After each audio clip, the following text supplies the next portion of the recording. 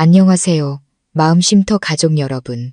오늘 여러분과 함께 나눌 이야기는 제왕절개로 아이를 낳자마자 남편이 600만 원짜리 산후도우미를 취소해버린 한 여인의 이야기입니다.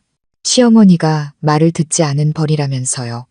그 말에 아내가 던진 한마디에 시어머니와 남편은 그 자리에 주저앉고 말았습니다. 과연 무슨 일이 있었던 걸까요? 살을 애는 듯한 고통에 눈을 떴습니다. 고통은 갑작스럽고 맹렬하게 찾아왔습니다. 마치 수천 개의 바늘이 동시에 아랫배를 찌르는 것 같았죠. 코를 찌르는 소독약 냄새가 훅 끼쳐왔습니다. 병원 특유의 냄새에 가슴이 답답해졌습니다. 심호흡을 하려 했지만 자궁수축과 복부의 절개선에서부터 시작된 통증이 뇌까지 찌릿하게 울렸습니다. 너무 아파서 차라리 다시 기절해버렸으면 좋겠다고 생각할 정도였습니다. 저는 회복실에 혼자였습니다. 몇 시간 전의 일들이 눈물과 땀으로 얼룩진 슬로 모션 필름처럼 머릿속을 스쳐 지나갔습니다. 거의 20시간 동안 저를 괴롭혔던 끔찍한 산통, 10손가락에서 피가 터져 나올 것처럼 침대 난간을 꽉 붙잡았던 제 모습이 떠올랐습니다. 인자하지만 단호한 인상의 산부인과 과장님은 마지막 내진을 마친 뒤 고개를 저었습니다. 안 되겠네요. 산모 골반이 너무 좁은데 태아는 우량하고 태아 심박수도 떨어지고 있어요. 지금 당장 응급 제왕절개 수술해야 합니다. 더는 자연분만 시도 못해요. 산모와 아기 둘 다 위험합니다. 그 순간 남편 민준 씨는 수술실 문 앞에 서 있었습니다. 얼굴이 새하얗게 질려 있었죠. 하지만 그 창백함은 온전히 저를 걱정해서만은 아니었습니다. 그는 망설이며 계속해서 자기 어머니, 즉 시어머니인 박 여사를 쳐다봤습니다. 박 여사는 밖에서 안절부절 못하고 있었죠. 그녀의 날카로운 목소리가 제 신음 소리마저 뚫고 들어왔습니다. 의사 선생님, 어떻게든 자연분만하게 해주세요. 제왕절개하면 나중에 몸 축나고 둘째 갖기도 힘들다던데. 우리 며느리 독해서 아픈 거 잘 참아요. 그냥 힘주게 놔두세요. 의사 선생님은 소리쳤습니다. 아마도 이런 신랑이에 지칠 대로 지친 모양이었습니다. 지금 사람 목숨이 달린 일입니다. 장난하시는 거 아니에요. 산모랑 아기 목숨 구할 겁니까? 아니면 둘째 타령하실 겁니까? 가족이 결정 못하면 산모 본인이 직접 결정하세요. 바로 그 순간 끔찍한 자궁수축이 몰려왔습니다. 골반이 부서져 내리는 것 같았죠. 하지만 이성이 무너지면 안 된다고 속삭였습니다. 저는 끊어지는 고통 속에서 소리쳤습니다. 제가 사인할게요. 선생님, 제발 우리 아기 좀 살려주세요. 저는 마지막 남은 힘을 쥐어짜 떨리는 손으로 수술 동의서에 서명했습니다. 남편의 당황한 표정과 박 여사의 불만 가득한 시선을 뒤로 한 채 말이죠. 그리고 지금 저는 이곳에 홀로 누워 있습니다. 제 아들은 간호사가 잠시 얼굴만 보여준 뒤 미수가 인큐베이터로 옮겨졌습니다. 의사의 경고대로 태어날 때 잠시 호흡 곤란을 겪었기 때문이죠. 민준 씨와 시어머니는 어디로 간 걸까요? 아무도 보이지 않았습니다. 육체적 고통과 서러움에 정신이 아득해졌습니다. 저는 텅 빈 마음을 애써 외면하며 지친 눈을 감았습니다. 그저 이 고통이 빨리 가라앉기만을 바랐습니다. 저는 화자 이모님을 기다리고 있었습니다. 저는 제 비상금 600만 원을 전부 털어 석 달 전부터 이모님을 예약해뒀습니다. 이모님은 업계 최고의 실력을 가진 산후도우미였습니다. 사람들은 그녀를 황금손이라 불렀죠. 제왕절개, 산모 케어와 산후 마사지의 전문가였습니다. 저는 이 600만 원이라는 금액을 남편에게 숨겼습니다. 아는 분이 소개해준 서비스라고 거짓말을 했죠. 만약 남편과 시어머니가 진짜 금액을 알았다면 절대 동의하지 않았을 테니까요. 박 여사에게는 귀한 대손을 낳는데 쓰지 않는 모든 돈은 낭비였습니다. 하지만 상관없었습니다. 이제는 저 자신을 먼저 챙겨야 했습니다. 이 결혼 생활에서 저는 너무나 외로웠고 지금 이 분만대 위에서도 너무나 고독했습니다. 화자 이모님은 지금 저의 유일한 희망이었습니다. 그때 회복실 문이 조용히 열렸습니다. 저는 희미한 희망을 품고 고개를 돌렸습니다. 화자 이모님이 아니었습니다. 남편 민준 씨였습니다. 민준 씨는 방으로 들어왔지만 제 눈을 똑바로 쳐다보지 못했습니다. 그의 얼굴은 지쳐 보였지만 무언가를 피하는 듯한 기색이 역력했습니다. 그는 제 상상처럼 침대로 달려와 제 손을 잡고 괜찮냐고 묻지 않았습니다. 마치 제가 처음 보는 사람인 것처럼 방구석에서 몇 미터 떨어진 곳에 멀뚱히 서 있을 뿐이었습니다. 서연아, 일어났어? 그의 목소리는 쉬어 있었습니다. 저는 대답할 힘도 없이 겨우 속삭였습니다. 한 글자 한 글자 내뱉을 때마다 수술 부위가 찢어질 듯 아팠습니다. 화자 이모님, 이모님은 어디 있어요? 왜 아직 안 오셨지? 나 너무 아파. 빨리 좀 전화해줘요. 저는 민준 씨의 몸이 움찔하는 것을 보았습니다. 그는 고개를 더 푹 숙이고 두 손을 불안하게 비볐습니다. 서연아, 일단 좀 쉬어. 화자 이모님, 무슨 일 있어요? 불안한 예감이 등골을 타고 흘렀습니다. 그게 이모님 안 오실 거야. 귀가 멍해졌습니다. 안 온다니. 그게 무슨 말이에요? 나 계약금도 다 보냈는데 나 지금 이모님 꼭 필요하단 말이에요. 저는 몸을 일으키려 애썼습니다. 극심한 공포가 고통마저 압도하는 순간 수술 부위가 뇌를 관통하는 듯한 통증과 함께 터져나갈 듯 했습니다. 저는 신음을 터뜨렸습니다. 민준 씨가 황급히 다가왔지만 저를 부축하기 위해서가 아니라 그저 저를 눕히기 위해서였습니다. 그는 바닥을 보며 더듬거렸습니다. 서연아, 진정해. 실은 내가 그 서비스 취소했어. 민준 씨의 말이 끝나자마자 방문이 다시 열렸습니다. 시어머니 박 여사였습니다. 그녀는 빈손이 아니었습니다. 김이 모락모락 나는 묽은 미역국이 담긴 보온 도시락을 들고 있었죠. 그녀는 저를 한번 쓱 쳐다보더니 민준 씨에게 눈길을 돌렸습니다. 경멸이 가득 담긴 비웃음과 함께요. 일어났냐? 뭘 그렇게 시끄럽게 소란이야? 그녀는 옆 테이블에 미역국통을 쾅 내려놓았습니다.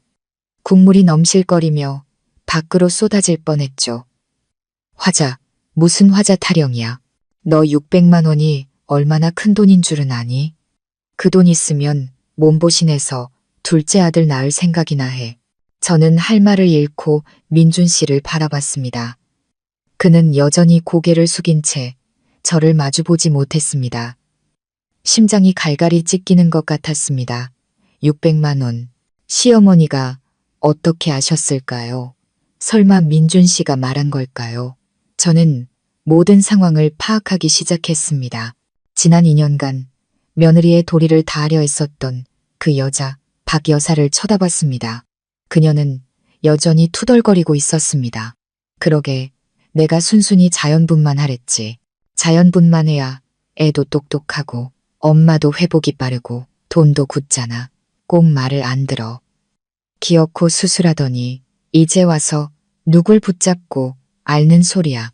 그녀는 저를 똑바로 쳐다봤습니다. 그 눈에는 일말의 동정심도 없었습니다. 마치 전쟁에서 승리한 장군처럼 의기양양한 목소리로 말했습니다. 이건 내 말 안 듣고 고집 부린 너에 대한 벌이야. 알아들어? 벌. 그 한마디가 수술 자국보다 더 아프게 제 심장을 찔렀습니다. 저는 방금 죽음의 문턱에서 돌아왔습니다. 이 집안의 대를 잇기 위해 아이를 낳았습니다. 그런데 제가 받은 것은 벌이었습니다. 단지 그녀의 뜻대로 자연분만을 하지 않았다는 이유로 제 남편이 망설이는 동안 제 자신과 아이의 목숨을 구했다는 이유로 말입니다. 저는 제 남편 민준 씨를 쳐다봤습니다. 그는 여전히 침묵하고 있었습니다. 그것은 명백한 동조의 침묵이었습니다. 수술 부위에서 오는 육체적 고통은 심장에서 피 흘리는 고통에 비하면 아무것도 아니었습니다. 분노와 실망감에 눈물마저 말라버렸습니다. 저는 남편이라고 불렀던 그 남자를 보았습니다.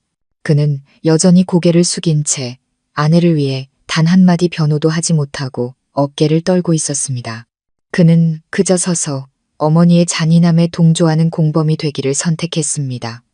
그의 침묵은 박 여사의 폭언보다 더 무서웠습니다. 그것은 이 싸움에서 제가 완벽히 혼자라는 사실을 확인시켜주는 비수였습니다. 저는 웃었습니다. 목이 잠긴 말은 웃음소리였습니다. 웃는 순간 수술 부위가 찢어질 듯 아팠지만 상관없었습니다. 버리라고요? 저는 되물었습니다. 목소리는 무서울 정도로 차분했습니다. 당신들이 무슨 자격으로? 박 여사는 제 태도에 당황한 듯 했습니다. 아마도 늘 참고 순종하던 제 모습에 익숙했기 때문이겠죠. 그녀는 눈을 부릅떴습니다. 너 지금 뭐라고 했어? 내가 내 시어머니야. 저는 더 이상 그녀를 쳐다보지 않았습니다. 남은 힘을 다해 저기 서 있는 비겁한 남자 민준 씨를 똑바로 쳐다봤습니다. 당신도 그렇게 생각해요? 나도 벌 받아야 마땅하다고 생각하냐고요. 민준 씨는 화들짝 놀라 저를 쳐다봤습니다. 그의 눈은 공포와 혼란으로 가득했지만 여전히 입을 열지 못했습니다. 저는 차갑게 웃었습니다. 그거면 됐어요. 그에 대한 마지막 연민과 희망이 산산조각 났습니다. 저는 고개를 돌려 얼마 남지 않은 힘을 쥐었자 테이블 위에 있는 제 휴대폰으로 손을 뻗었습니다. 몸을 뻗는 순간 수술 부위가 터져나갈 것 같았고 고통에 정신을 잃을 뻔했지만 저는 이를 악물었습니다. 반드시 가져야만 했습니다. 박 여사는 제 행동을 보더니 비웃으며 빈정거렸습니다. 어이구, 친정엄마한테 전화하시게. 전화해. 사부인 오시라 그래. 당신 금지옥엽 딸내미가 시어머니 말대꾸하고 얼마나 버릇없는지 직접 보시라고 와서 데려가라 그래. 저는 떨리는 손으로 휴대폰을 꽉 쥐었습니다. 친정엄마에게 전화하려는 게 아니었습니다. 엄마는 평생 저 때문에 고생하셨습니다. 더 이상 엄마를 걱정시키고 가슴 아프게 할 순 없었습니다. 저는 익숙한 번호를 눌렀습니다. 이런 상황에서 제가 이 번호를 누르게 될 거라고는 상상도 못했습니다. 박 여사는 여전히 옆에서 쫑알거리고 있었습니다. 어디 사부인 오시면 한바탕 전화가 연결되고 저편에서 낮고 힘있는 목소리가 들려왔습니다. 서연아, 괜찮니? 그 한마디에 애써 지탱하던 모든 것이 무너져 내리는 것 같았습니다. 하지만 저는 눈물을 삼켰습니다. 깊은 숨을 들이마신 뒤 이 방에 있는 두 사람이 똑똑히 들을 수 있도록 차분하고 명확한 목소리로 말했습니다. 아빠, 저 아이 낳았어요. 딸인데 지금 인큐베이터에 있어요. 저는 방금 수술 끝났고요. 전화기 너머로 아빠가 숨을 멈추는 소리가 들렸고 이내 걱정 가득한 목소리가 이어졌습니다. 수술, 왜 수술을 해? 민준이 그 녀석은 어디 있고 너 혼자 둔 거야. 저는 감정이 터져나오지 않도록 눈을 감았습니다. 아빠, 이 변호사님 좀 지금 바로 서울대학병원으로 보내주세요. 최대한 빨리요. 이 변호사. 아빠의 목소리가 날카로워졌습니다. 무슨 일인데? 저는 눈을 떴습니다. 조롱에서 경악으로 바뀌는 박 여사의 얼굴과 핏기 하나 없이 새하얘진 민준 씨의 얼굴을 똑바로 쳐다보며 한 글자 힘주어 말했습니다. 저 이혼할래요. 방금 전까지 기세등등하던 박 여사는 입을 떡 벌린 채 저를 쳐다봤습니다. 얼굴은 놀라움에서 당혹감으로 변해갔습니다. 민준 씨는 비틀거리며 침대 난간을 황급히 붙잡았습니다. 마치 외계인이라도 본 듯한 눈으로 저를 쳐다봤죠. 침묵은 길지 않았습니다.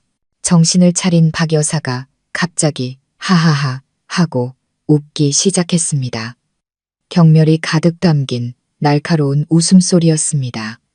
어머머, 얘 좀 봐. 내가 뭐라고. 겨우지 애비한테 전화해서 이혼하겠다고?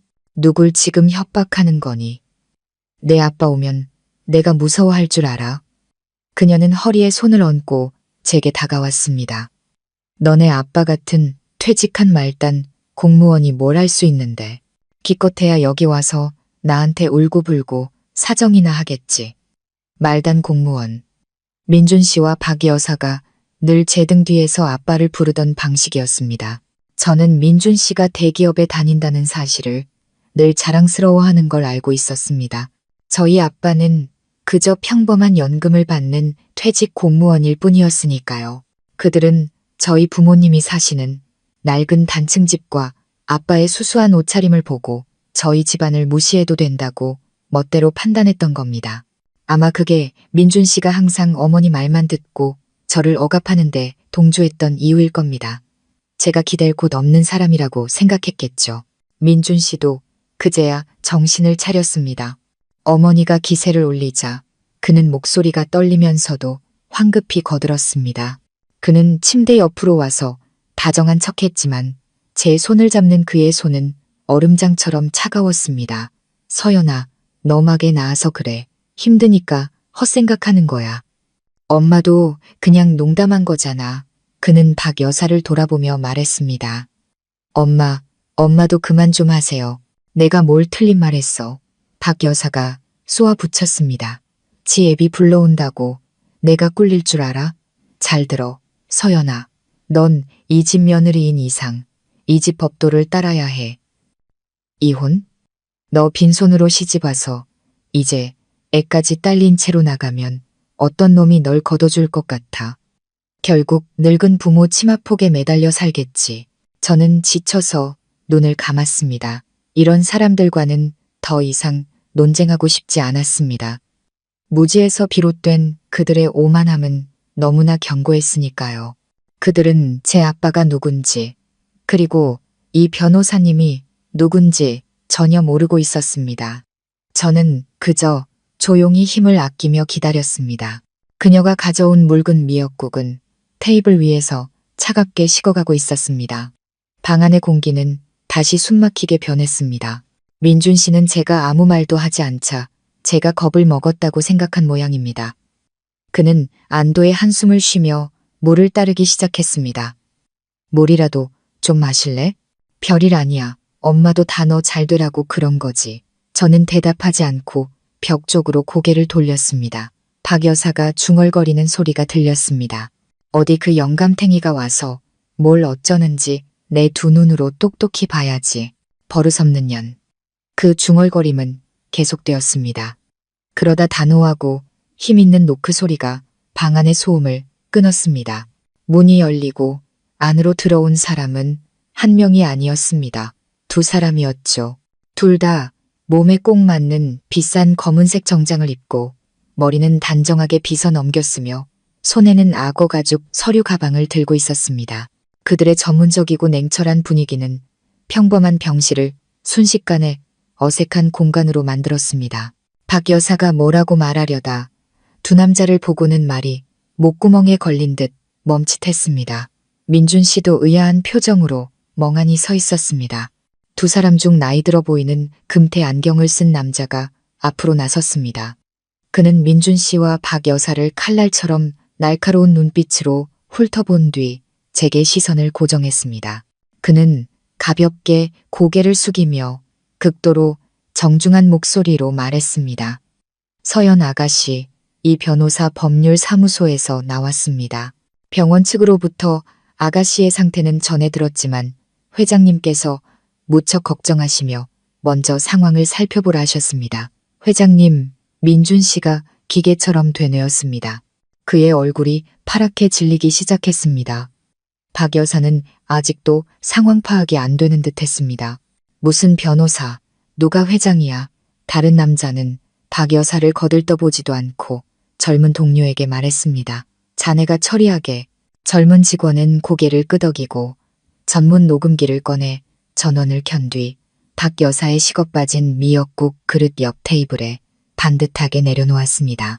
실례합니다만 의뢰인의 권익 보호를 위해 지금부터 모든 대화는 녹음됩니다.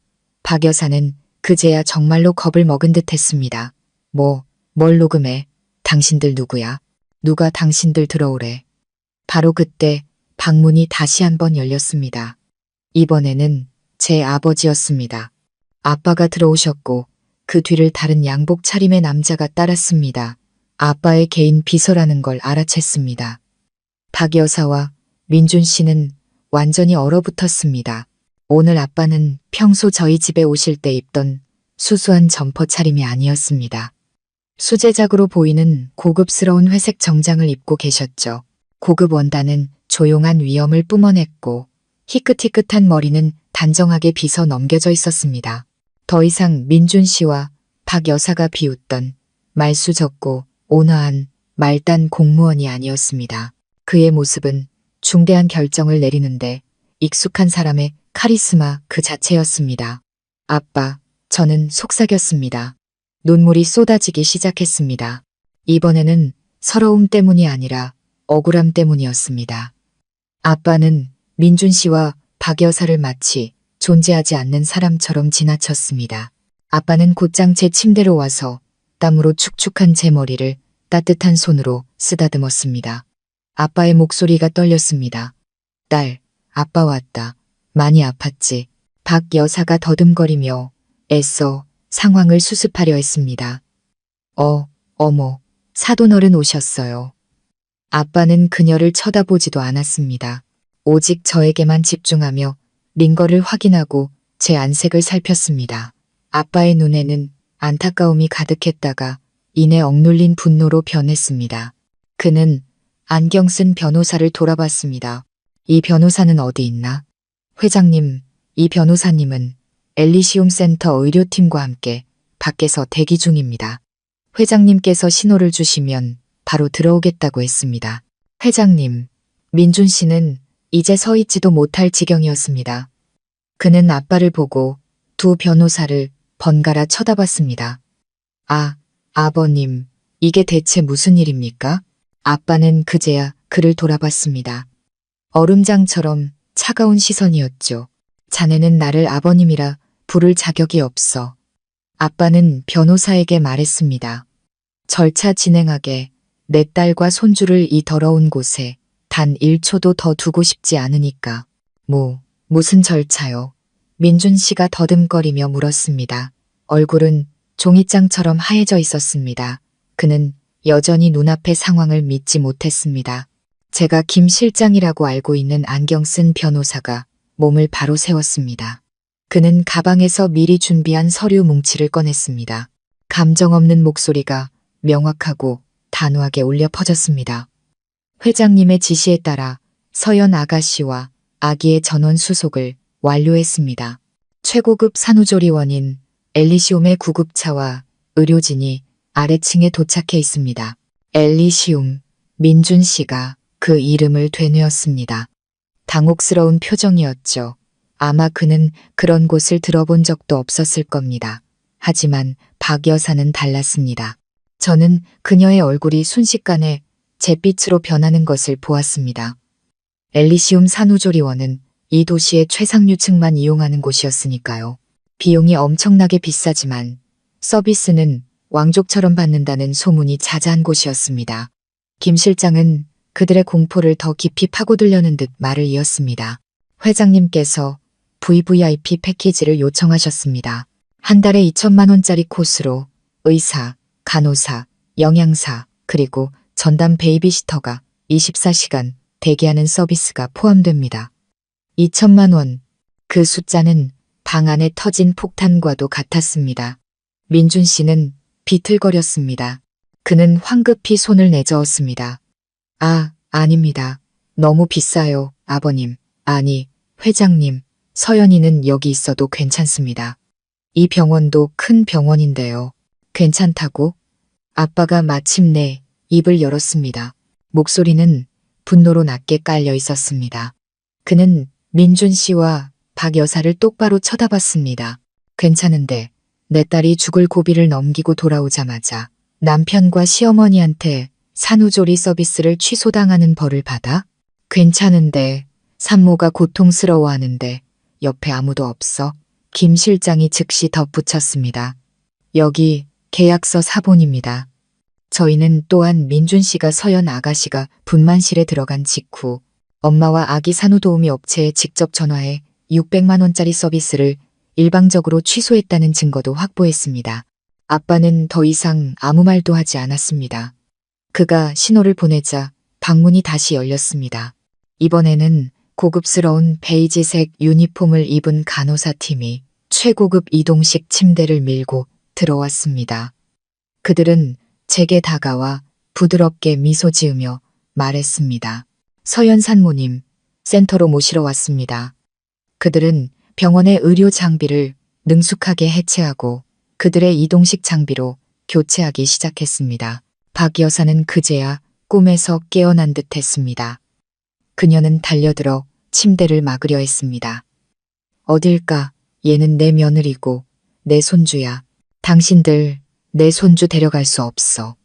당신 손주, 아빠가 차갑게 웃었습니다. 당신이 목숨을 걸고 자연분만을 강요했을 때 그 아이가 당신 손주라고 생각은 했나?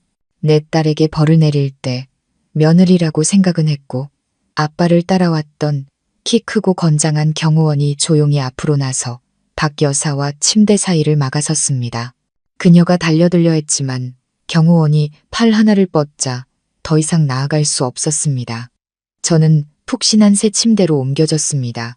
다른 간호사는 고급스러운 아이보리색 실크 속사계에 쌓인 제 딸을 안고 있었습니다. 그들이 저를 밀고 문 밖으로 나갈 때 민준 씨가 황급히 따라왔습니다. 서연아, 서연아, 가지마. 내가 잘못했어. 엄마도 뭐라고 말 좀 해봐요. 박 여사가 소리쳤습니다. 내 손주 내놔. 하지만 그들은 경호원에게 막혀 방 밖으로 나올 수 없었습니다. 최고급 구급차가 병원 정문에 대기하고 있었지만 저는 그 차에 타지 않았습니다. 그들은 저를 VIP 주차 구역으로 안내했고 그곳에는 검은색 벤틀리 세단이 기다리고 있었습니다. 아빠의 비서가 문을 열어주었고 그들은 저를 넓고 편안한 뒷좌석으로 조심스럽게 옮겼습니다. 아빠는 제 옆에 앉아 제 손을 꼭 잡아주셨습니다. 차는 조용히 병원 문을 빠져나갔습니다. 어두운 차창 너머로 민준 씨와 박 여사가 정문에서 허둥지둥 달려 나오는 모습이 보였습니다. 하지만 그들은 병원 경비원과 아빠의 경호원에게 막혔습니다. 그들은 그저 멍하니 겁에 질린 채 서 있을 뿐이었습니다. 그들이 그토록 갈망하면서도 저희 집안에 대해서는 무시했던 돈의 힘이 마침내 그들에게 뼈아픈 교훈을 주고 있었습니다. 그날 이후 민준 씨와 박 여사가 병원 로비에서 무릎 꿇고 애원하는 모습을 마지막으로 저는 더 이상 그들을 보지 못했습니다. 아마도 제 냉담한 태도와 경호원들의 전문적인 대응을 보며 울고불고 매달리는 것이 소용없다는 것을 깨달았겠죠. 저도 더는 신경 쓰지 않았습니다. 엘리시움 산후조리원에서의 날들은 마치 다른 세상에 온 것 같았습니다. 수술 부위는 최고급 약으로 관리받았고 빠르게 아물었습니다. 모유도 풍족하게 돌기 시작했죠. 제 딸 민서는 고맙게도 젖을 잘 빨았습니다. 아이는 엄마가 겪은 고초를 아는 듯 보채지 않고 먹고 자고 가끔씩 맑고 까만 눈으로 저를 바라볼 뿐이었습니다. 아이를 볼 때마다 제 결정이 옳았다는 것을 느꼈습니다.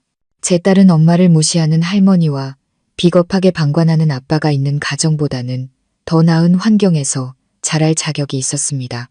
아빠는 매일같이 찾아오셨습니다. 민준 씨나 박 여사에 대해서는 한마디도 꺼내지 않으셨죠. 그저 손녀와 놀아주시거나 회사에서 있었던 재미있는 이야기를 들려주셨습니다. 아빠는 이 평온함으로 제 마음의 상처를 치유해주려 애쓰고 계셨습니다. 출산 후 열흘째 되던 날 제가 방 안에서 가볍게 걷기 운동을 하고 있을 때 김 실장님이 전화를 걸어왔습니다. 그는 말했습니다. 서연 아가씨, 회장님의 지시와 아가씨의 요청에 따라 서류 준비를 마쳤습니다.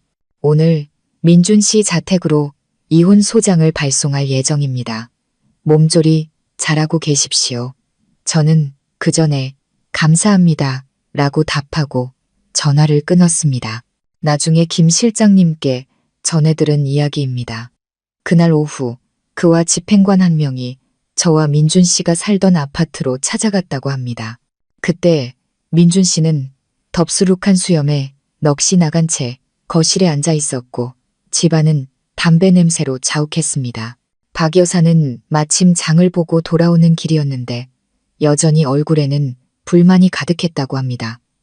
변호사를 보자마자 그녀는 고슴도치처럼 가시를 세웠습니다. 또 당신들이야? 여긴 왜 왔어? 손님 내쫓아. 김 실장님은 전문가다운 태도로 조금도 흔들리지 않고 말했습니다. 저희는 민준 씨에게 법적 서류를 송달하러 왔습니다.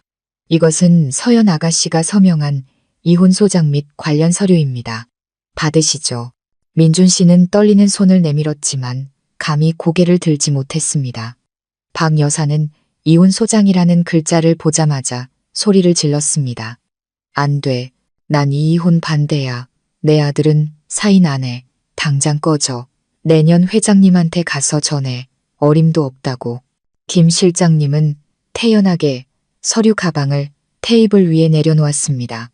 그는 말했습니다. 민준 씨의 서명 여부는 법원에서 판단할 겁니다.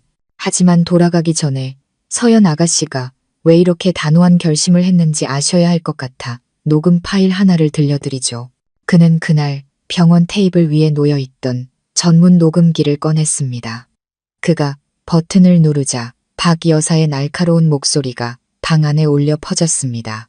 이건 내 말 안 듣고 고집부린 너에 대한 벌이야. 이어서 민준 씨의 목소리가 들렸습니다. 실은 내가 그 서비스 취소했어. 방 안은 숨막히는 정적이 흘렀습니다. 너무나도 선명하고 잔인하게 울려 퍼지는 자신의 목소리.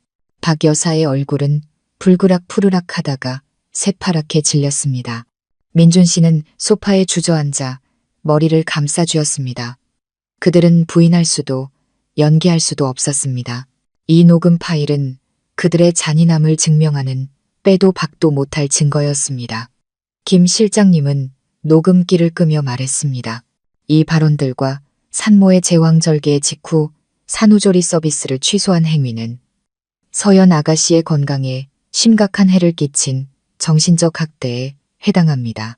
저희는 이 증거를 법정에서 사용할 겁니다. 그는 서류를 남겨두고 집행관과 함께 떠났습니다. 담배 냄새와 피어오르는 공포로 가득한 방 안에 그들 모자만 남겨둔 채 말이죠. 엘리베이터 문이 닫히고 김 실장님과 그의 단호한 목소리가 사라지자 박 여사는 그제야 정신을 차렸습니다. 하지만 그것은 후회가 아니었습니다. 광기 어린 분노였죠. 그녀는 더 이상 소리치지 않고 민준 씨의 손에서 서류 뭉치를 낚아채며 이를 갈았습니다. 어디 보자. 뭐라고 썼는지 보자고. 이혼? 그래서 지가 뭘 얻겠다는 건데. 민준 씨는 넋이 나간 사람처럼 어머니가 서류를 빼앗아 가도록 내버려뒀습니다. 그는 모든 것이 끝났다는 것을 알았습니다. 그 녹음 파일은 이 결혼에 대한 사형 선고나 다름없었으니까요. 박 여사는 서류를 뒤적였습니다. 그녀는 글을 많이 읽지는 못했지만 숫자와 굵은 글씨로 쓰인 재산이라는 단어는 읽을 수 있었습니다. 그녀는 재산 분할 청구 부분을 눈에 불을 켜고 한 글자 한 글자 읽어 내려갔습니다. 소장에는 제 변호인 측의 요구사항이 명확하게 기재되어 있었습니다. 첫째, 아파트 제 명의로 되어 있고 집값의 70%는 결혼 전 아빠가 주신 돈이므로 아파트는 제 소유가 됩니다. 민준 씨에게는 지난 2년간 부부가 함께 갚은 대출금의 절반을 돌려줄 것입니다. 계산해보면 아파트의 실제 가치에 비하면 아주 적은 금액이었습니다. 둘째, 예금 5천만 원. 이는 혼인 기간 중 형성된 재산이므로 법에 따라 절반씩 각이 500만 원씩 나누게 됩니다. 박 여사는 여기까지 읽고는 더 이상 참지 못했습니다. 절반? 500만 원? 그리고 그녀는 아파트 부분을 읽었습니다. 뭐, 대출금만 돌려준다고? 그럼 이 집은 그년이 갖는다는 거야? 그녀는 종이를 구겨 민준 씨 얼굴에 던지며 소리쳤습니다. 세상에, 도둑년, 집을 뺏어가려는 거야. 너 봤지? 그년이 내 재산 다 뺏으려고 작정한 거라고. 민준 씨는 구겨진 종이를 주워 명확하게 쓰인 조항들을 읽었습니다. 그는 어머니보다는 법을 더 잘 알았습니다. 이 조항들이 전적으로 합리적이라는 것을 알고 있었죠. 아빠가 주신 돈은 은행 이체 기록이 명확했고 아파트는 제 명의였으니 법은 제 편이었습니다. 그에게는 승산이 없었습니다. 그는 그저 다 끝났어라고 중얼거릴 뿐이었습니다. 박 여사는 아들이 무너지는 모습을 보자 더욱 광분했습니다. 그녀는 더 이상 울부짖지 않고 악에 받쳐 저주를 퍼붓기 시작했습니다. 내가 알아봤어. 저렇게 가난한 척하는 것들은 속이 시커먼 법이야. 온 가족이 사기꾼이었어. 지혜비, 그 퇴직한 영감탱이가 회장이라고. 다 연기한 거야. 우리 아들 속여서 결혼하려고. 이제 와서 본색을 드러내고 네 재산을 다 뺏어가는 거라고. 그녀는 거실을 왔다 갔다 하며 손을 휘저었습니다. 난 억울해서 못 살아. 소송 걸 거야. 온 세상에 걔네 집안의 진짜 얼굴을 알려야 해. 돈만 많으면 뭐해. 사람이 저렇게 악독한데 가난한 사람 등쳐먹는 부자놈들이라고. 민준 씨가 지친 듯 고개를 들었습니다. 그의 목소리는 쉬어 있었습니다. 뭘 또 소송을 해요, 엄마. 돈은 아버님 돈이고 집은 서연이 명의예요. 우린 졌다고요. 졌다고? 박 여사가 눈을 부릅떴습니다. 너 사내 자식이 그것밖에 안 돼. 계집애한테 그렇게 휘둘리고 살 거야? 안 돼. 이대로는 못 끝내. 그녀는 갑자기 걸음을 멈췄습니다. 그녀의 눈에 무서운 빛이 번뜩였습니다. 민준 씨는 몰랐지만 그의 어머니 머릿속에서는 더 추잡한 계획이 막 형성되고 있었습니다. 민준 씨는 더 이상 어머니와 다툴 기력도 없었습니다. 그는 침실로 들어가 문을 쾅 닫아버렸습니다. 그는 침대 위로 쓰러졌습니다. 물건 던지는 소리가 요란하게 들리더니 이내 죽음 같은 침묵이 흘렀습니다. 그는 자신이 곧 빈털터리가 될 것이라는 현실을 마주하기 위해 조용히 있을 필요가 있었습니다. 그는 제 유수남의 모든 것을 걸었고 이제 모든 것을 잃었습니다. 거실에서는 박 여사가 소파에 미동도 없이 앉아 있었습니다. 아들의 침묵은 그녀를 더욱 초조하게 만들었습니다. 그녀는 집을 잃는다는 것을 받아들일 수 없었습니다. 아들의 아파트와 순종적인 며느리를 이웃에게 자랑하는 것에 익숙해져 있었으니까요. 이제 모든 것이 무너졌습니다. 그녀는 탈출구가 필요했습니다. 그녀 집안의 대를 이을 미래에 대한 보장이 필요했죠. 그녀는 휴대폰을 뚫어져라 쳐다보다가 슬그머니 집어들고 화장실로 들어가 문을 잠갔습니다. 나중에 알게 된 사실이지만 민준 씨는 자고 있지 않았습니다. 고요한 밤에 화장실 문이 철컥하고 잠기는 소리에 그의 신경이 곤두섰습니다. 그는 호기심과 불길한 예감에 조용히 방에서 나와 벽 뒤에 숨었습니다. 그리고 어머니가 중얼거리는 소리를 들었습니다. 박 여사는 전화를 하고 있었습니다. 목소리는 속삭이듯 작았지만 평소의 앙칼진 모습과는 달리 아양을 떠는 기색이 역력했습니다. 유리니? 우리 유리? 나야, 민준이 엄마, 유리. 민준 씨 회사에 있던 어리고 예쁜 인턴의 이름이었습니다. 저는 회사 송년회 때 민준 씨 옆에서 선망의 눈빛으로 그를 쳐다보던 그녀를 본 적이 있었습니다. 민준 씨는 그냥 후배라고 했지만 시어머니는 그녀의 전화번호까지 알고 있었던 겁니다. 민준 씨의 심장이 멎는 듯 했습니다. 그는 숨을 죽이고 귀를 기울였습니다. 박 여사의 목소리가 이어졌습니다. 걱정 마라. 민준이 그 마누라랑은 곧 정리될 거야. 응, 이혼하자고 난리야. 나한테 대들고 아주 버릇이 없어. 그녀는 잠시 말을 멈췄습니다. 아마 상대방의 말을 듣는 듯 했습니다. 내가 알지. 우리 유리가 얼마나 착하고 순한데. 그녀는 애를 낳아도 딸년을 낳았지 뭐니. 아무짝에도 쓸모가 없어. 그래놓고 재산까지 나눠달라고 하잖아. 민준 씨는 등골이 오싹해졌습니다. 그는 어머니가 너무나도 능숙하게 달콤하고 악독한 목소리로 거짓말을 하는 것을 듣고 있었습니다. 솔직히 말해서 나는 우리 유리밖에 없어. 네가 우리 집 며느리로 들어오면 아이고 얼마나 좋을까. 너는 꼭 할미한테 떡두꺼비 같은 손주 하나 낳아줘야 한다. 알았지? 다른 건 아무것도 필요 없어. 예금 나눈 것도 이 500만 원이나 남았으니 둘이 사업 자금으로 쓰기 충분하고 정 안 되면 내가 시골집이라도 팔아서 집 사줄게. 걱정 말고 아들만 낳아다오. 알았지, 유리야? 민준 씨는 자신의 귀를 의심했습니다. 그가 항상 존경하고 순종했던 어머니가 그의 외도를 눈감아주고 딸과 손주라는 이유만으로 아내를 버리고 다른 여자와 합치라고 부추기고 있었습니다. 심지어 방금 나눠 갖게 된 재산까지 계산하고 있었죠. 화장실 문이 벌컥 열렸습니다. 박 여사는 거기 서 있는 민준 씨를 보고 소스라치게 놀랐습니다. 창백한 얼굴, 충혈된 눈으로 자신을 뚫어져라 쳐다보는 아들을 보고 말이죠. 엄마, 방금 뭐라고 하셨어요? 민준 씨가 목이 잠긴 목소리로 속삭였습니다. 박 여사는 당황하며 황급히 휴대폰을 숨겼습니다.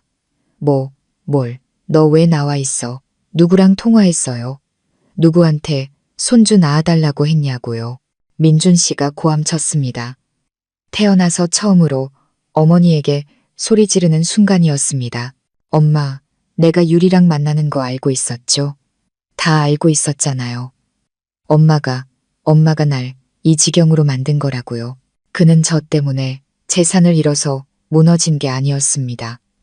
그가 맹목적으로 믿고 따랐던 어머니의 진짜 모습을 깨달았기 때문에 무너진 것이었습니다. 저는 그 집에서 벌어지고 있는 폭풍에 대해서는 아무것도 몰랐습니다. 오직 회복과 민서 돌보는 것에만 집중했죠. 아빠는 모든 일이 순조롭게 진행되는 것을 확인한 뒤 다시 회사 일에 복귀하셨습니다. 물론 매일 저녁 저와 함께 식사하고 손녀를 보기 위해 오셨지만요. 제 평호는 민준 씨 집안의 지진과 맞바꾼 것이었습니다. 나중에 들은 바로는 민준 씨가 어머니의 통화를 엿들은 그날 밤 두 사람은 집이 떠나가라 싸웠다고 합니다. 민준 씨는 실망과 분노 속에서 자신에게 남은 것이 아무것도 없다는 것을 깨달았습니다. 아내와 아이, 가족, 재산, 그리고 이제 어머니에 대한 마지막 존경심까지 모든 것이 사라졌습니다. 하지만 그는 무너질 수 없었습니다. 그에게는 마지막으로 붙잡을 것이 하나 남아 있었으니까요. 바로 직장이었습니다. 민준 씨는 출근해야 했습니다. 그는 대기업의 그 과장 자리를 지켜야만 했습니다. 그것은 그의 유일한 자부심이자 유일한 수입원이었습니다. 그는 억지로 몸을 일으켜 면도를 하고 잘 다려진 옷을 입고 아무 일도 없었다는 듯이 회사로 향했습니다. 그는 생각했습니다. 직장만 있으면 다시 시작할 수 있다고. 하지만 그는 틀렸습니다. 민준 씨가 사무실에 들어서자 월요일 아침의 활기찬 분위기가 순간 정지했습니다. 모든 사람들이 그를 쳐다봤다가 약속이라도 한 듯이 즉시 고개를 돌렸습니다. 컴퓨터, 커피잔, 잊지도 않은 통화에 바쁜 척하면서요. 아무도 인사를 건네지 않았습니다. 민준 씨는 어리둥절했습니다. 그는 자기 자리로 걸어갔습니다. 아침마다 그를 살갑게 부르며 간식을 나눠주던 행정팀. 팀장님은 오늘따라 서랍속만 뒤지며 무언가를 찾는 척했습니다. 그와 함께 담배를 피우러 가자고 조르던 후배들은 그가 다가가자 다른 구석으로 슬그머니 피했습니다. 그날 점심 아무도 그에게 같이 밥을 먹자고 하지 않았습니다.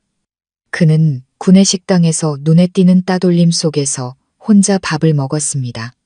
민준 씨는 이해할 수 없었습니다. 그는 아직 해고되지 않았고 어떤 징계 통보도 받지 않았습니다. 그의 집안일이 어떻게 이렇게 빨리 알려진 걸까요? 그는 제가 머무는 산후조리원이 대기업 임원들의 부인들이 드나드는 곳이라는 사실을 몰랐습니다. X그룹의 한 과장이 산후 아내와 아이를 학대해서 장인인 회장님이 벤틀리를 보내 딸을 데려갔다는 소문은 이 도시 상류층 사이에서 산불보다 더 빠르게 퍼져나가고 있었습니다. 그날 오후 사장님이 그를 불렀습니다. 민준 씨가 항상 존경해 마지 않던 그리고 아빠의 골프 친구라는 사실은 감히 말하지 못했던 그 사장님이었습니다. 그는 차가운 눈으로 민준 씨를 쳐다봤습니다. 민 과장, 요즘 집안에 안 좋은 일이라도 있나? 민준 씨는 황급히 대답했습니다. 아, 아닙니다. 사장님. 그냥 작은 오해가 있었습니다. 사장님은 그의 말을 잘랐습니다. 목소리에는 분노가 없었지만 무게가 실려 있었죠. 회사는 일하는 곳이지 개인사 해결하는 곳이 아닐세. 자네가 아내랑 어떤 오해가 있었는지 나는 관심 없네. 하지만 우리 그룹이 이미지를 얼마나 중요하게 생각하는지는 알아야 할 거야. 자기 가정도 제대로 건사하지 못하고 심지어 가장 약할 때 아내와 자식을 학대하는 사람이라. 그는 말을 멈추고 고개를 저었습니다. 일단 하던 일 정리하게. 새로운 프로젝트는 당분간 참여하지 말고 다른 팀에 넘기도록. 그것은 경고이자 조직의 변두리로 밀어내는 선언이었습니다. 민준 씨는 사장실을 나오며 다리가 풀리는 것을 느꼈습니다. 그는 깨달았습니다. 아빠는 돈만 있는 게 아니었습니다.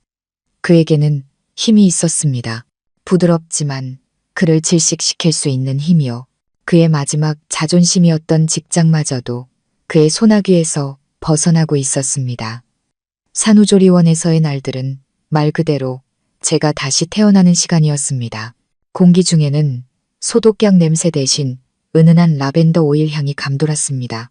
제 딸 민서는 최상의 환경에서 보살핌을 받았습니다. 아이는 꾸준히 몸무게가 늘었고 피부는 뽀얗고 이제 저를 보고 눈을 맞추기 시작했습니다. 맑고 까만 눈동자, 제왕절개 흉터도 간호부장님의 세심한 관리 덕분에 하루가 다르게 아물어갔습니다. 저는 이제 제 손으로 아이를 안고 아이의 부드러운 온기를 느낄 수 있었습니다. 아빠는 매일 오셨습니다. 회장님의 위험 있는 모습이 아닌 그저 한 사람의 할아버지, 한 사람의 아버지로서요. 아빠는 정성스럽게 사과를 깎아 작은 조각으로 잘라 제게 건네셨습니다. 먹어라, 딸. 속이 시원해질 거다. 그리고는 아기 침대 옆에서 몇 시간이고 앉아 잠든 민서를 바라보셨습니다. 아빠의 거친 손이 아이의 통통한 뺨을 부드럽게 쓰다듬었습니다. 아빠는 민준 씨나 박 여사에 대해 많은 말을 하지 않았습니다. 그저 제가 온전히 평온하게 회복하기를 바라셨죠. 하지만 저는 알고 있었습니다. 이 고요한 밖에서 아빠가 움직이고 계시다는 것을요. 아빠는 소리치거나 물건을 부수는 분이 아니었습니다. 아빠에게는 아빠만의 방식이 있었죠. 조용하지만 충분히 무거운 방식이요. 나중에야 알게 된 사실이지만 아빠는 민준 씨의 사장님에게 직접 전화하지 않았습니다. 그를 해고해달라고 요구하지도 않았죠. 그런 방식은 너무 노골적이고 아빠 스타일이 아니었습니다. 아빠는 그저 민준 씨 회사에 매년 수십억 원의 계약을 안겨주는 몇몇 주요 거래처에 전화를 걸었습니다. 제 이야기는 꺼내지 않았습니다. 그저 잡담처럼 툭 던지듯 물었을 뿐입니다. 듣자 하니 그쪽 그룹에 요즘 민 과장이라는 친구가 아주 유명하다면서요? 산후조리 중인 아내와 자식에게 못할 짓을 했다던데 나도 혀를 내두를 정도입니다. 요즘 세상에 그런 사람이 있다니 그 회사 기업 윤리가 어떤지 모르겠네요. 그 한마디면 충분했습니다. 주요 거래처들은 즉시 민준 씨 회사 경영진에게 전화를 걸었습니다. 그들은 질책하지 않았습니다.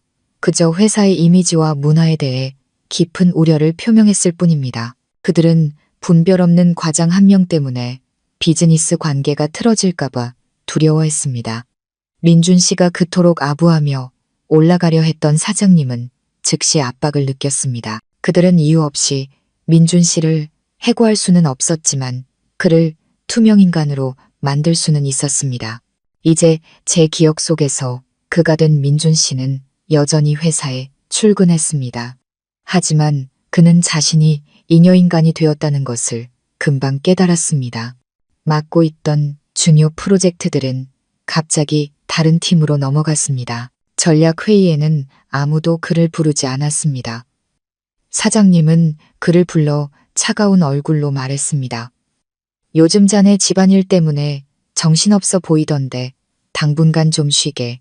프로젝트는 다른 사람한테 맡기고 자네는 집안일 해결할 시간을 갖도록 해. 그는 웃으며 그 말을 들었지만 속은 타들어갔습니다. 프로젝트에서 배제된다는 것은 승진 기회를 잃고 성과급을 잃고 모두의 눈엣 가시가 된다는 의미였습니다. 그와 그의 어머니가 말단 공무원이라 비웃었던 장인의 압박이 이제 그를 서서히 옥죄어 오고 있었습니다. 그는 회사에서 완벽하게 고립되었습니다. 이전에는 커피를 사주며 아첨하던 동료들이 이제는 그를 귀신 보듯 피했습니다. 그들은 연루될까봐, 윗사람들에게 같은 부류로 찍힐까봐 두려워했습니다. 그는 에어컨 빵빵한 사무실에 하루 8시간 앉아 있었지만 등은 식은땀으로 축축했습니다. 해고당하지는 않았지만 해고보다 더 끔찍했습니다. 그것은 정신적인 고문이자 서서히 다가오는 죽음이었습니다. 그는 제게 전화를 걸려 했지만 아빠가 제 휴대폰에 모르는 번호와 그의 번호를 모두 차단하도록 설정해 두셨습니다. 그는 애원과 후회에서 협박에 이르는 장문의 메시지를 보냈습니다. 서연아, 이렇게 나를 막다른 길로 몰면 어떡해? 애한테 아빠 없는 자식 만들고 싶어? 저는 첫 메시지를 읽고 조용히 차단했습니다. 제게 연락할 방법이 없자 그는 산후조리원으로 찾아왔습니다. 하지만 그곳 경호원들은 이미 그의 얼굴을 익히고 있었습니다. 그가 차에서 내리기도 전에 그들은 그에게 떠나라는 신호를 보냈습니다. 그에게는 더 이상 소란을 피울 용기가 없었습니다. 그는 차 안에 틀어박혀 제가 있는 화려한 동판 대문을 바라봤습니다. 마치 두 개의 다른 세상처럼 느껴졌죠. 그는 거기 앉아 담배를 연달아 피웠습니다. 아파트로 돌아갔을 때 그를 기다리고 있는 것은 박 여사였습니다. 조리원 로비에서의 충격과 이혼 소장의 충격에도 불구하고 그녀는 여전히 문제의 본질을 파악하지 못했습니다. 그녀는 아빠의 위력을 이해하지 못했죠. 그녀가 아는 것은 돈과 집을 잃었다는 사실뿐이었습니다. 봤지? 그년이 다 뺏어갔어. 넌 아직도 거기 앉아있기만 할 거야. 걔 회사에 가서 깽판이라도 쳐야지. 네가 안 가면 내가 간다. 민준 씨는 회사에서 숨막히는 압박을 받고 있었습니다. 집에 오면 어머니의 고함 소리를 들어야 했죠. 마침내 그는 참지 못했습니다. 그는 소리쳤습니다. 엄마, 제발 좀 조용히 하세요. 엄마가 날 망친 거 모르겠어요. 말단 공무원. 그분 회장님이시라고요. 진짜 회장. 사장님의 골프 친구라고요.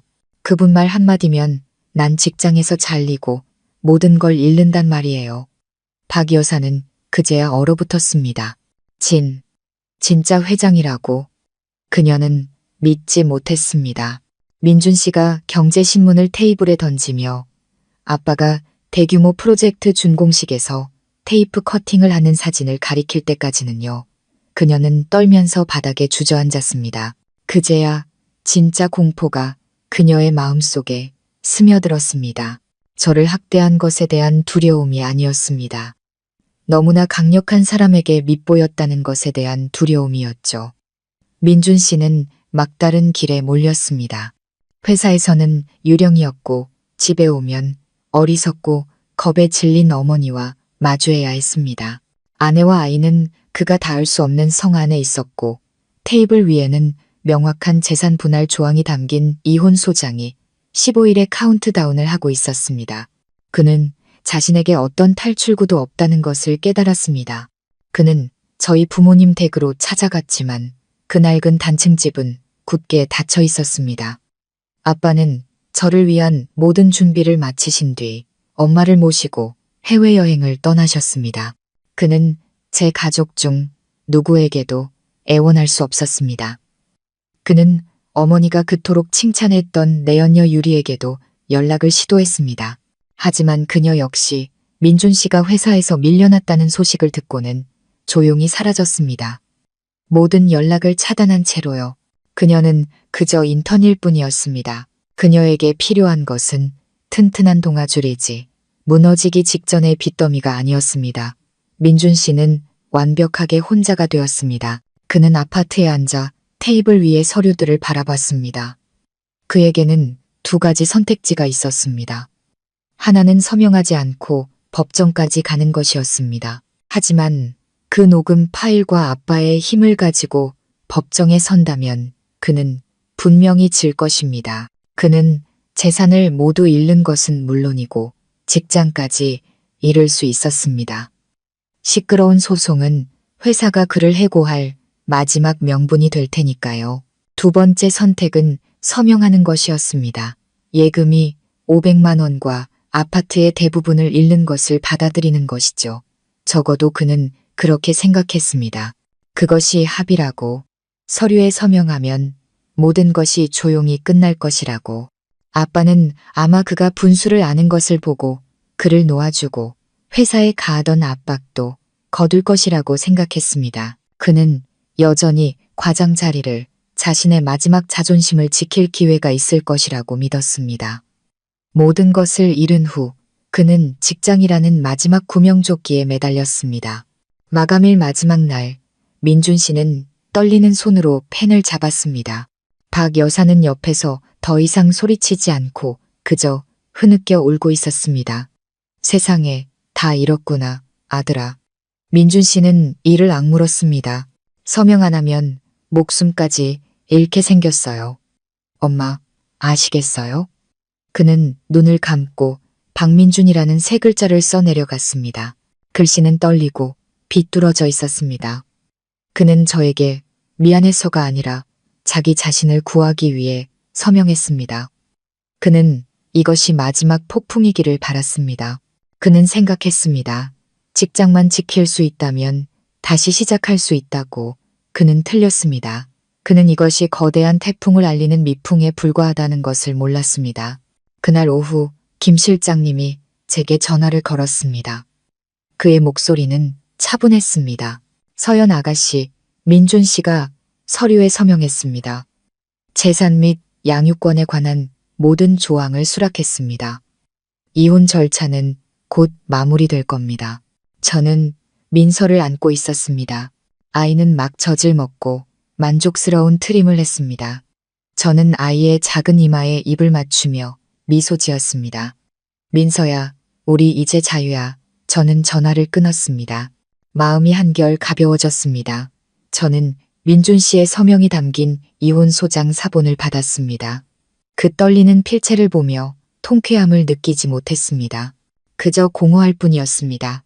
그는 막다른 길에 몰렸기 때문에, 아빠의 힘이 두려웠기 때문에, 자신의 자리를 지키고 싶었기 때문에 서명했습니다. 그가 저와 제 딸에게 잘못했다는 것을 깨달았기 때문이 아니었습니다. 그와 그의 어머니는 여전히 그들이 운 나쁘게 대단한 집안을 건드렸다고 생각할 뿐이었습니다. 저는 고급스러운 방에 앉아 잠든 딸을 바라봤습니다. 만족감을 느껴야 마땅했습니다. 저는 자유로워졌습니다. 아이도 있고 돈도 있고 든든한 가족도 있었습니다. 그런데 왜 여전히 가슴 속에는 분노가 들끓는 걸까요? 그들이 제게 내린 벌은이 500만 원과 아파트 한 채로 환산될 수 있는 것이 아니었습니다. 그것은 모욕이었고 잔인함이었고 저와 제 아이의 목숨에 대한 경시였습니다. 그리고 저는 깨달았습니다. 제게는 아직 한 가지가 남아 있었습니다. 영원히 묻어두려 했던 것, 절대 사용하지 않으려 했던 것. 어쨌든 그 사람은 제 딸의 아버지라고 생각했기 때문입니다. 그의 마지막 체면은 지켜주고 싶었습니다. 하지만 저는 틀렸습니다. 그처럼 잔인한 자는 체면을 가질 자격이 없었습니다. 저는 민준 씨가 바람 피운다는 것을 알고 있었습니다. 임신 6개월 때부터 알고 있었죠. 그 상대는 유리라는 인턴이었습니다. 저는 우연히 민준 씨 휴대폰에서 그들의 애정 어린 메시지를 읽었습니다. 그들은 그냥 썸을 타는 게 아니었습니다. 이미 선을 넘었죠. 제가 입덧으로 가장 힘들어하던 바로 그날들, 그들은 데이트를 했습니다. 저는 고통스러웠습니다. 숨도 못 쉴 만큼 아팠죠. 하지만 그때 저는 침묵을 선택했습니다. 아이를 위해서 참자고 다짐했습니다. 아이가 태어나면 그가 변할 거라고, 아이를 위해서라도 가정으로 돌아올 거라고 희망했습니다. 하지만 제가 틀렸습니다. 저의 침묵은 그를 더욱 대담하게 만들었고, 그의 어머니 박 여사는 그 사실을 알면서도 손주를 낳아줄 것이라는 희망에 암묵적으로 지지했습니다. 그들은 뿌리부터 썩은 가족이었습니다. 그리고 이제 민준 씨는 서류에 서명만 하면 벗어날 수 있을 거라고, 직장을 지키고 그 내연녀와 새 출발을 할 수 있을 거라고 생각하고 있었습니다. 안 될 말이죠.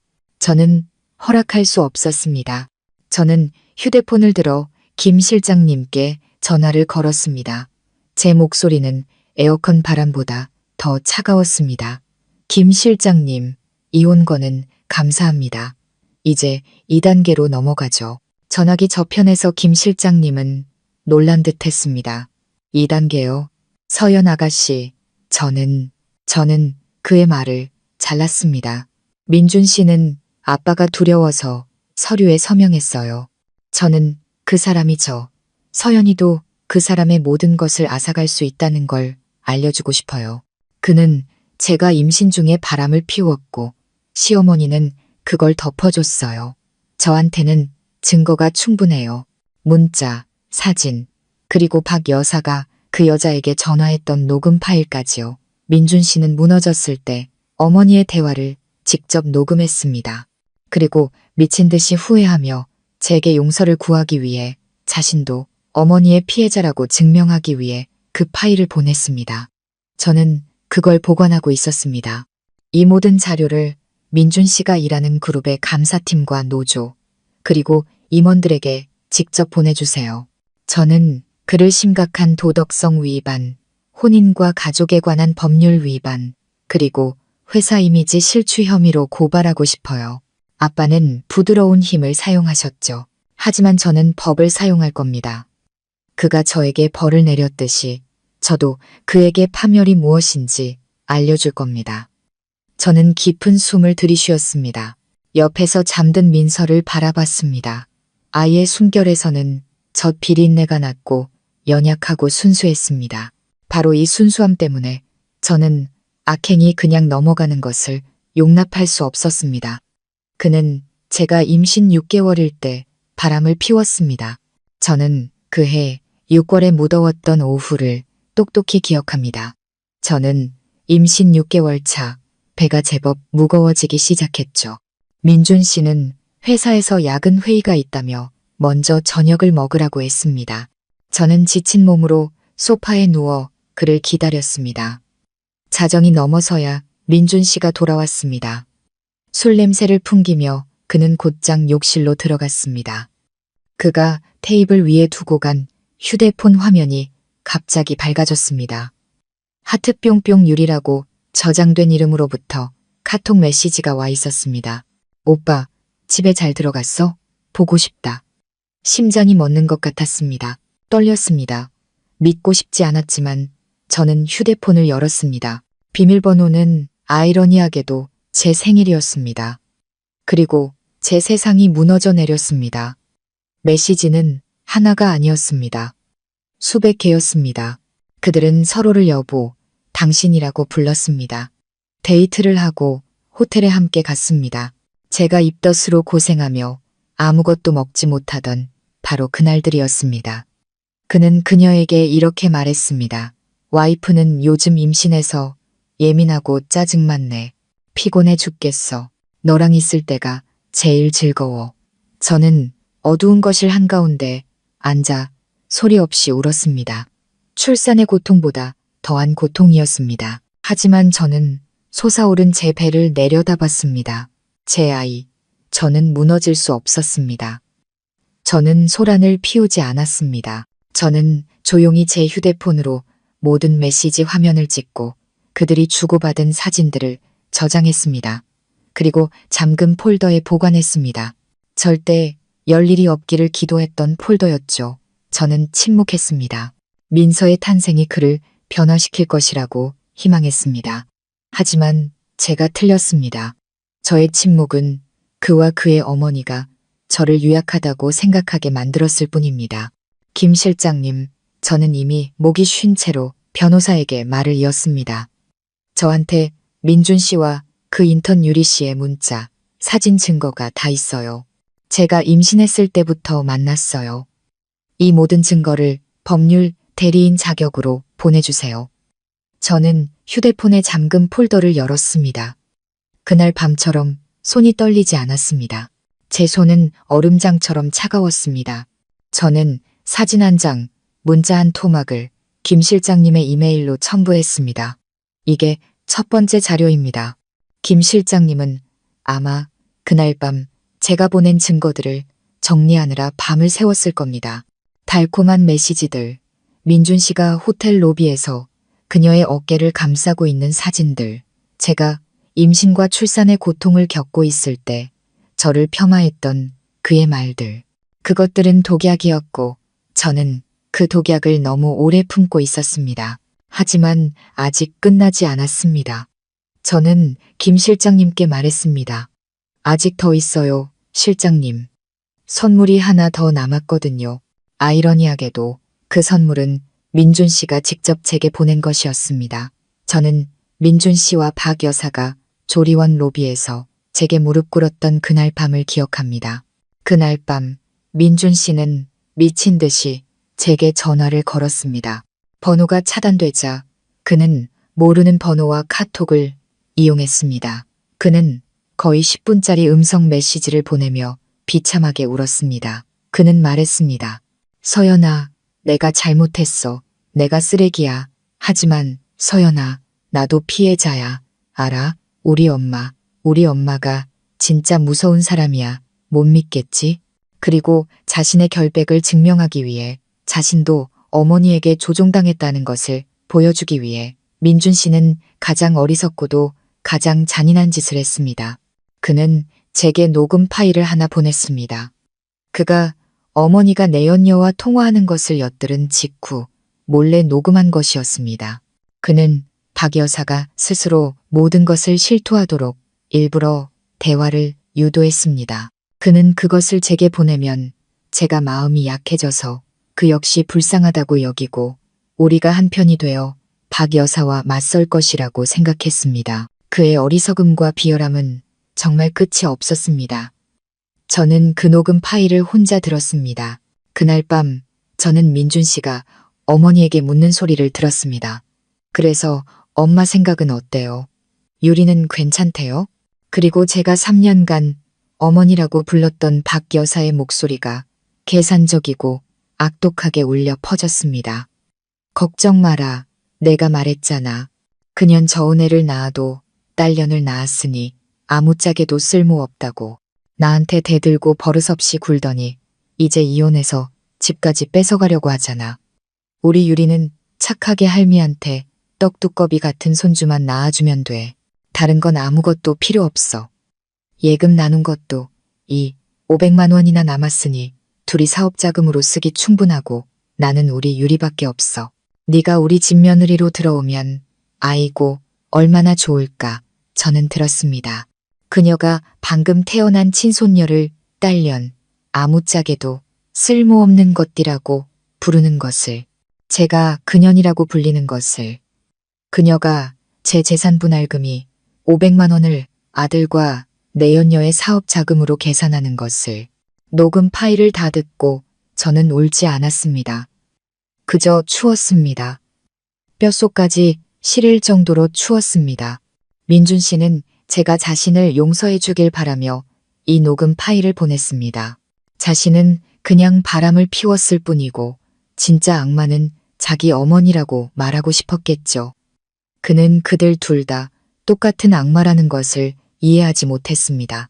한 명은 노골적으로 잔인했고 다른 한 명은 비겁하게 어머니를 방패로 내세웠을 뿐. 저는 태연하게 그 음성 파일을 첨부했습니다. 민준 씨가 직접 제공한 그 파일을 김 실장님께 보냈습니다. 저는 메시지를 남겼습니다. 이게 두 번째 자료입니다. 잘 들어보세요. 제 시어머니 박 여사 목소리입니다. 아들의 내연녀와 함께 제 이혼 재산이 500만 원을 가로챌 계획과 손주를 낳을 계획을 세우고 있네요. 이 녹음 파일은 민준 씨가 제게 용서를 구하기 위해 직접 보낸 것입니다.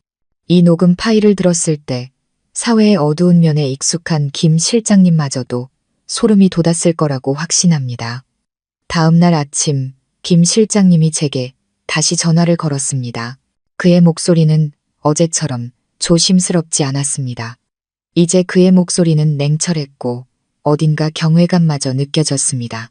서연 아가씨, 모든 자료를 받고 검토했습니다. 상상을 초월하는 증거들입니다. 이것은 단순한 도덕적 해이를 넘어 조직적인 재산 편취 계획의 정황까지 보입니다. 그럼 저는 민서의 머리카락을 쓰다듬으며 말했습니다. 어떻게 해야 할지 아시겠죠? 서연 아가씨, 김 실장님이 망설였습니다. 아가씨의 뜻은? 저는 단호하게 말했습니다.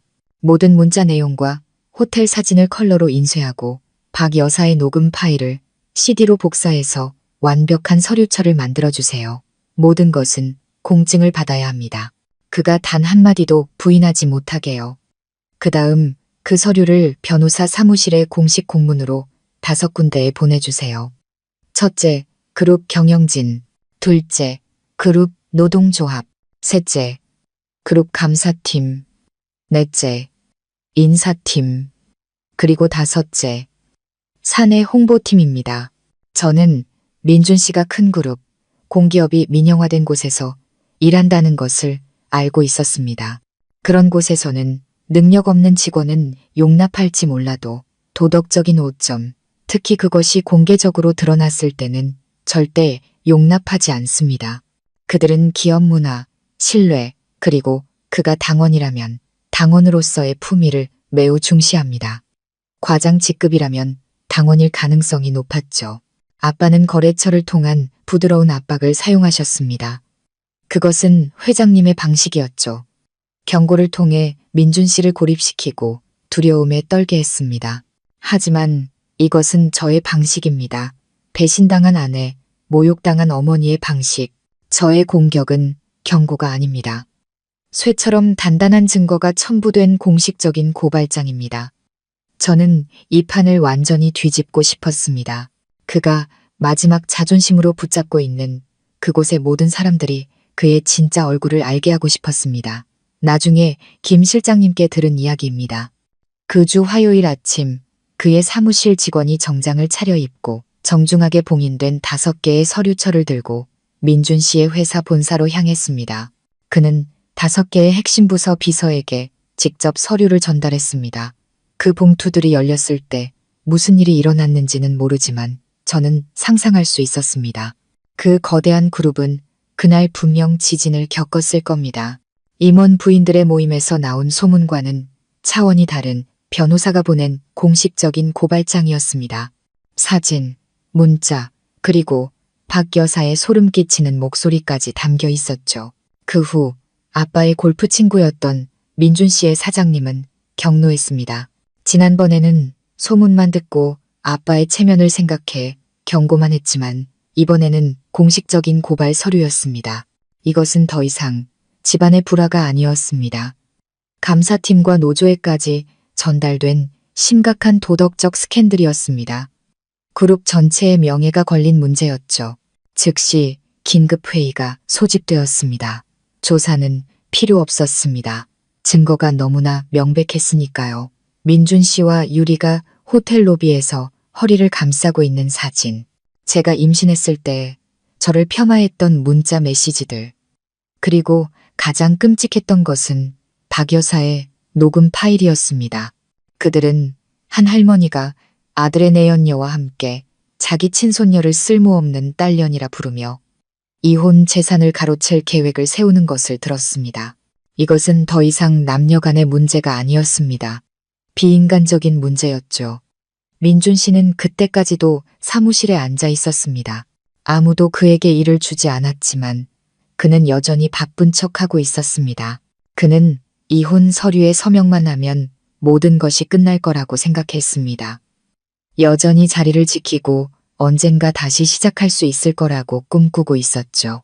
그가 인터넷 서핑을 하고 있을 때 내선 전화가 울렸습니다. 인사팀장이었습니다. 박 과장, 지금 바로 1번 회의실로 오게 말이 채 끝나기도 전에 그의 사무실 문이 벌컥 열렸습니다. 한 명이 아니었습니다. 인사팀장, 감사팀장, 그리고 건장한 보안요원 2명이었습니다. 민준 씨는 얼어붙었습니다. 인사팀장이 차갑게 말했습니다. 박 과장, 우리 좀 따라오시죠. 개인 짐도 챙기고요. 민준 씨는 벌벌 떨었습니다. 무슨 일이십니까? 아직도 묻나? 강직하기로 소문난 감사팀장이 제가 보낸 서류철을 그의 책상에 내던졌습니다. 자네가 직접 보게. 자네의 도덕성은 어디 있고 자격은 어디 있나? 자네가 이 그룹 전체를 더럽혔어. 그들은 민준 씨에게 해명할 시간도 주지 않았습니다. 그들은 사장님이 이미 서명한 결정문을 보여주었습니다. 박민준 과장에 대한 무기한 직무, 정지 결정, 심각한 도덕성 및 생활태만 위반, 그룹 명예 실추에 따른 조사 및 징계 절차 이행을 위함. 직무정지. 민준 씨가 되뇌었습니다. 그는 자신의 귀를 의심했습니다. 그는 즉시 아무런 예고도 없이 직무정지를 당했습니다. 아닙니다. 이건 모함입니다. 감사팀장이 서류철에 있는 CD를 가리켰습니다. 모함? 이 안에 자네 어머니 목소리가 있는데 이것도 모함인가?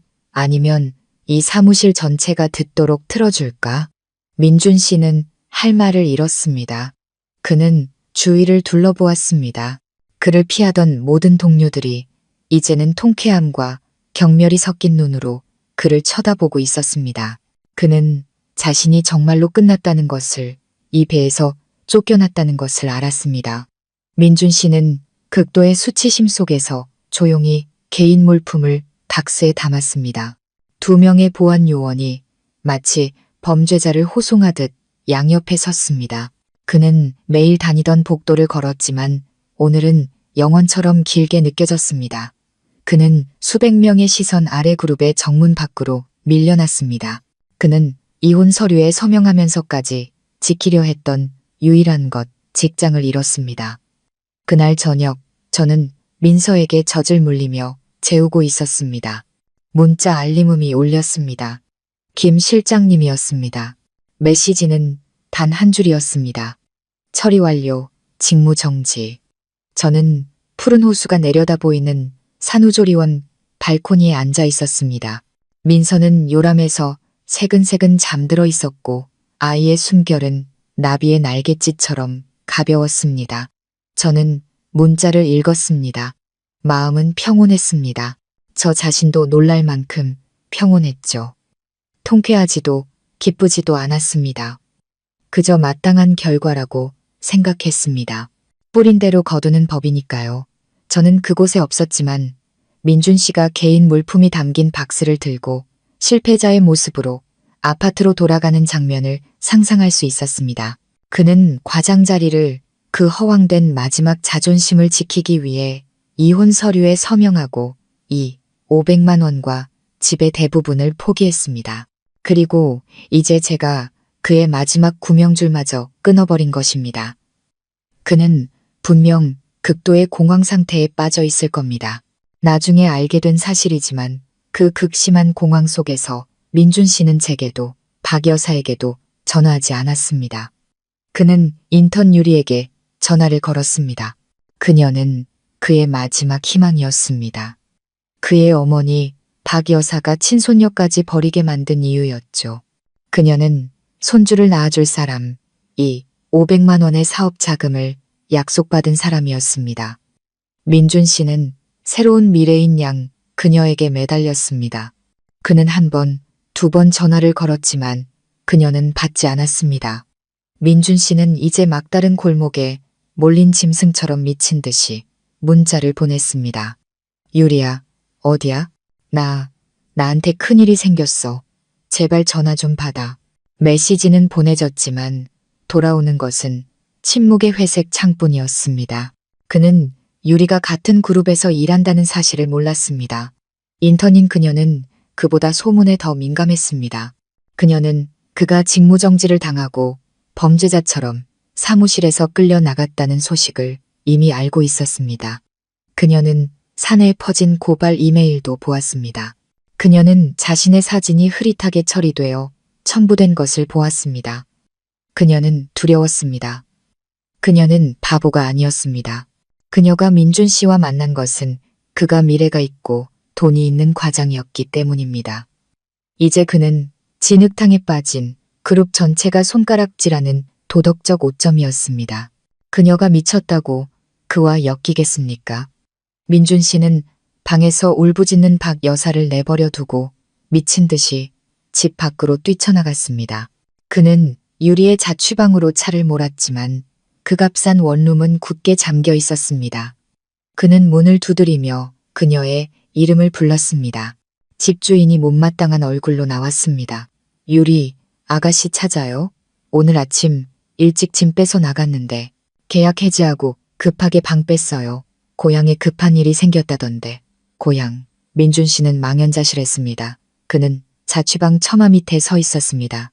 하늘에서는 비가 흩뿌리기 시작했습니다. 그는 다시 전화를 걸었습니다. 고객님께서 전화를 받을 수 없어. 그녀는 그의 번호를 차단했습니다. 그가 아내와 아이를 배신하고 쫓았던 여자, 그의 어머니가 대를 잇기 위해 선택했던 그 여자가 그의 배가 가라앉기 시작하자마자 도망쳐버린 것입니다. 그녀는 작별 인사 한마디조차 남기지 않았습니다. 민준 씨는 빗속에 서서 태어나서 처음으로 버림받는다는 것이 어떤 느낌인지 깨달았습니다. 그 고통은 아마 제가 회복실에서 겪었던 고통과 비슷했을 겁니다. 하지만 그는 마땅한 대가를 치르고 있었습니다. 민준 씨는 그 며칠 동안 그림자처럼 살았습니다. 이웃들의 시선이 두려워 집 밖으로 나가지 못했고 유리마저 떠났다는 사실을 안 뒤 미쳐버린 박 여사와 마주할 용기도 없었습니다. 그녀는 민준 씨를 무능한 놈이라고 욕하고 저를 나쁜 년이라고 욕하고 유리마저 사기꾼이라고 저주했습니다. 한때 그녀의 자랑이었던 그 집은 이제 지옥과 다름없었습니다. 열흘 뒤 민준 씨는 인사팀으로부터 전화를 받았습니다. 마지막으로 회사에 나와 남은 절차를 마무리하라는 것이었죠. 민준 씨는 아마 마지막 희미한 희망을 품었을 겁니다. 그들이 그저 견책이나 감봉 정도로 끝낼 수도 있다고. 그는 황급히 남은 옷 중 가장 깨끗한 옷을 입고 정신을 차린 척하며 그룹으로 향했습니다. 하지만 그는 큰 회의실이 아닌 아주 작은 방으로 안내되었습니다. 그곳에는 인사팀장과 노조 측 여성 직원 한 명만 있었습니다. 사장님도 감사팀장도 없었죠. 그것은 그의 운명이 이미 결정되었다는 것을 의미했습니다. 그들은 그저 사형을 집행하러 나온 사람일 뿐이었습니다. 민준 씨와 자주 술을 마시던 인사팀장은 이제 그를 타인 보듯 쳐다봤습니다. 그는 서류 뭉치를 민준 씨 쪽으로 밀었습니다. 박 과장, 고발 서류와 위반 수위를 면밀히 검토한 결과 경영진은 결정을 내렸네. 그는 헛기침을 했습니다. 해고하기로 오늘부로 해고라고요? 민준 씨가 되뇌었습니다. 귀가 멍해지는 것 같았죠. 직무 정지와 해고는 완전히 다른 개념이었습니다. 직무 정지는 아직 회사 소속이었지만 해고는 길거리로 나앉는 것이었습니다. 그는 더듬거렸습니다. 팀장님, 다시 한번 생각해 주십시오. 저 이혼 서류에 서명했고 재산 보상도 다 받아들였습니다. 제 아내가 인사팀장은 지겹고 혐오스럽다는 표정으로 고개를 저었습니다. 박 과장, 아직도 이해를 못하는군. 이건 자네가 이혼하는 문제가 아니야. 아내가 임신 중에 바람 피운 문제. 자네 어머니가 그걸 덮어주고 재산을 가로챌 계획을 세우고 친손녀를 쓸모없는 물건 취급한 문제라고. 그 녹음 파일, 경영진 전체가 들었어. 우리는 그런 도덕성을 가진 사람을 그룹에 둘 수 없네. 그건 우리 기업 문화를 더럽히는 일이야. 민준 씨는 고개를 숙였습니다. 그럼 퇴직금은? 저 여기서 5년 일했습니다. 퇴직금. 여태껏 침묵하던 노조 측 여성이 칼날 같은 목소리로 말했습니다. 당신은 심각한 근로기율을 위반했고 회사 명예에 막대한 손해를 끼쳤습니다. 법적으로 우리는 퇴직금을 지급할 의무가 없을 뿐만 아니라 오히려 명예훼손으로 당신을 고소할 수도 있습니다. 하지만 회장님, 즉 당신 장인어른께서 말씀이 있으셨습니다. 따님이 일이 더 시끄러워지는 것을 원치 않으신다고요. 그분은 당신을 고소하고 싶지 않다고 하셨습니다. 그룹도 그분 체면을 봐서 해고로 끝내는 겁니다. 여기에 서명하고 그분께 감사하는 게 좋을 겁니다. 민준 씨는 그제야 깨달았습니다. 그는 완벽한 덫에 걸렸던 것입니다. 아빠는 고소하지 않음으로써 그룹이 체면을 차리게 하고 가장 가볍지만 가장 치명적인 해고 결정을 내리게 했습니다. 민준 씨는 떨면서 계약 해지서에 서명했습니다. 그는 이제 취업 서류에 지울 수 없는 도덕적 흠집을 가진 공식적인 실업자가 되었습니다. 그는 이건 엄마 벌이야라는 한마디 때문에 모든 것을 잃었습니다. 민준 씨가 해고되었다는 소식은 제가 산후조리원을 떠날 준비를 할 때쯤 들려왔습니다. 한 달이 지났고 저는 완전히 회복했습니다. 수술 자국은 희미한 선으로 남았고 민서는 튼튼하고 사랑스러웠습니다. 아빠는 저와 민서를 위해 다른 고급 아파트를 준비해 주셨습니다. 민준 씨와 아무 관련도 어떤 슬픈 기억도 떠올리지 않게 할 완전히 새로운 곳이었죠. 제가 조리원을 떠나는 날 아빠와 김 실장님이 마중 나왔습니다. 벤틀리는 다시 한번 저와 딸을 새로운 시작으로 데려다 주었습니다. 차가 예전에 민준 씨와 살았던 낡은 아파트 단지를 지날 때 저는 무심코 위를 쳐다봤습니다. 12층에 있던 그 집은 창문이 굳게 닫혀 있었습니다. 앞 좌석에 앉아있던 김 실장님이 저를 돌아보며 말했습니다. 서연 아가씨, 한 가지 더 드릴 말씀이 있습니다. 그 아파트 곧 은행의 경매로 넘어갈 겁니다. 저는 놀랐습니다. 경매요? 하지만 예금 나눈 500만 원도 줬고 제가 갚았던 대출금도 돌려줬는데 왜요? 김 실장님이 고개를 저었습니다. 아가씨, 너무 선하십니다. 그 아파트는 처음에 회장님께서 70%를 지원해 주신 것이 맞습니다. 하지만 그 후 민준 씨가 법적 남편이라는 지위를 이용해 그 아파트를 담보로 다른 은행에서 몰래 2차 담보 대출을 받았습니다. 아가씨께는 사업 투자금이라고 말했지만 실제로는 내연녀와의 유흥비와 어머니 용돈으로 썼더군요. 아가씨를 속인 겁니다. 심장이 철렁 내려앉았습니다. 저는 전혀 몰랐던 사실이었습니다. 그래서 김 실장님이 말을 이었습니다. 그가 해고되면서 수입원을 1차, 은행은 즉시 2차 대출금을 회수하려 했습니다. 그가 분할받은 예금이 500만 원은 그 은행의 이자와 원금을 갚기에도 턱없이 부족했죠. 그는 상환 능력을 상실했습니다. 원래대로라면 아파트 명의에 아가씨 이름이 연관되어 있어 복잡해질 뻔했습니다. 하지만 회장님께서 처리하셨습니다. 그분께서 사비로 그 빚을 모두 갚아주시고 그 대가로 은행이 아가씨를 더는 괴롭히지 않도록 하셨습니다. 저는 망연자실했습니다. 아빠는 이 모든 일을 조용히 처리하고 계셨던 겁니다. 김 실장님이 덧붙였습니다. 그리고 물론 회장님께서 민준 씨의 빚을 대신 갚아주셨으니 민준 씨는 자신의 모든 자산을 넘겨야 했습니다. 그 아파트는 이제 100% 회장님 소유가 되었고 빚은 사라졌습니다. 하지만 민준 씨는 이 500만 원을 모두 잃었고 아파트에서도 단 한 푼도 건지지 못하게 된 겁니다. 그는 실업자인 동시에 파산자가 된 거죠. 저는 아빠를 쳐다봤습니다. 아빠는 그저 조용히 창밖을 바라보며 제 손을 잡았습니다. 돈은 있다가도 없는 거다, 딸아. 아빠는 너랑 내 엄마, 우리 손주만 무사하면 돼. 쓰레기는 깨끗하게 치워야지. 민준 씨는 그 사실을 몰랐습니다. 그는 그저 자신이 직장을 잃고 돈이 없고 은행의 빚 독촉 전화가 빗발치기 시작했다는 것만 알았습니다. 그는 갚을 수 없었습니다. 그리고 몇 주 뒤 그는 법원으로부터 재산 압류 통지서를 받았습니다. 그와 그의 어머니가 살고 있는 집이 봉인될 것이라는 통지서였죠.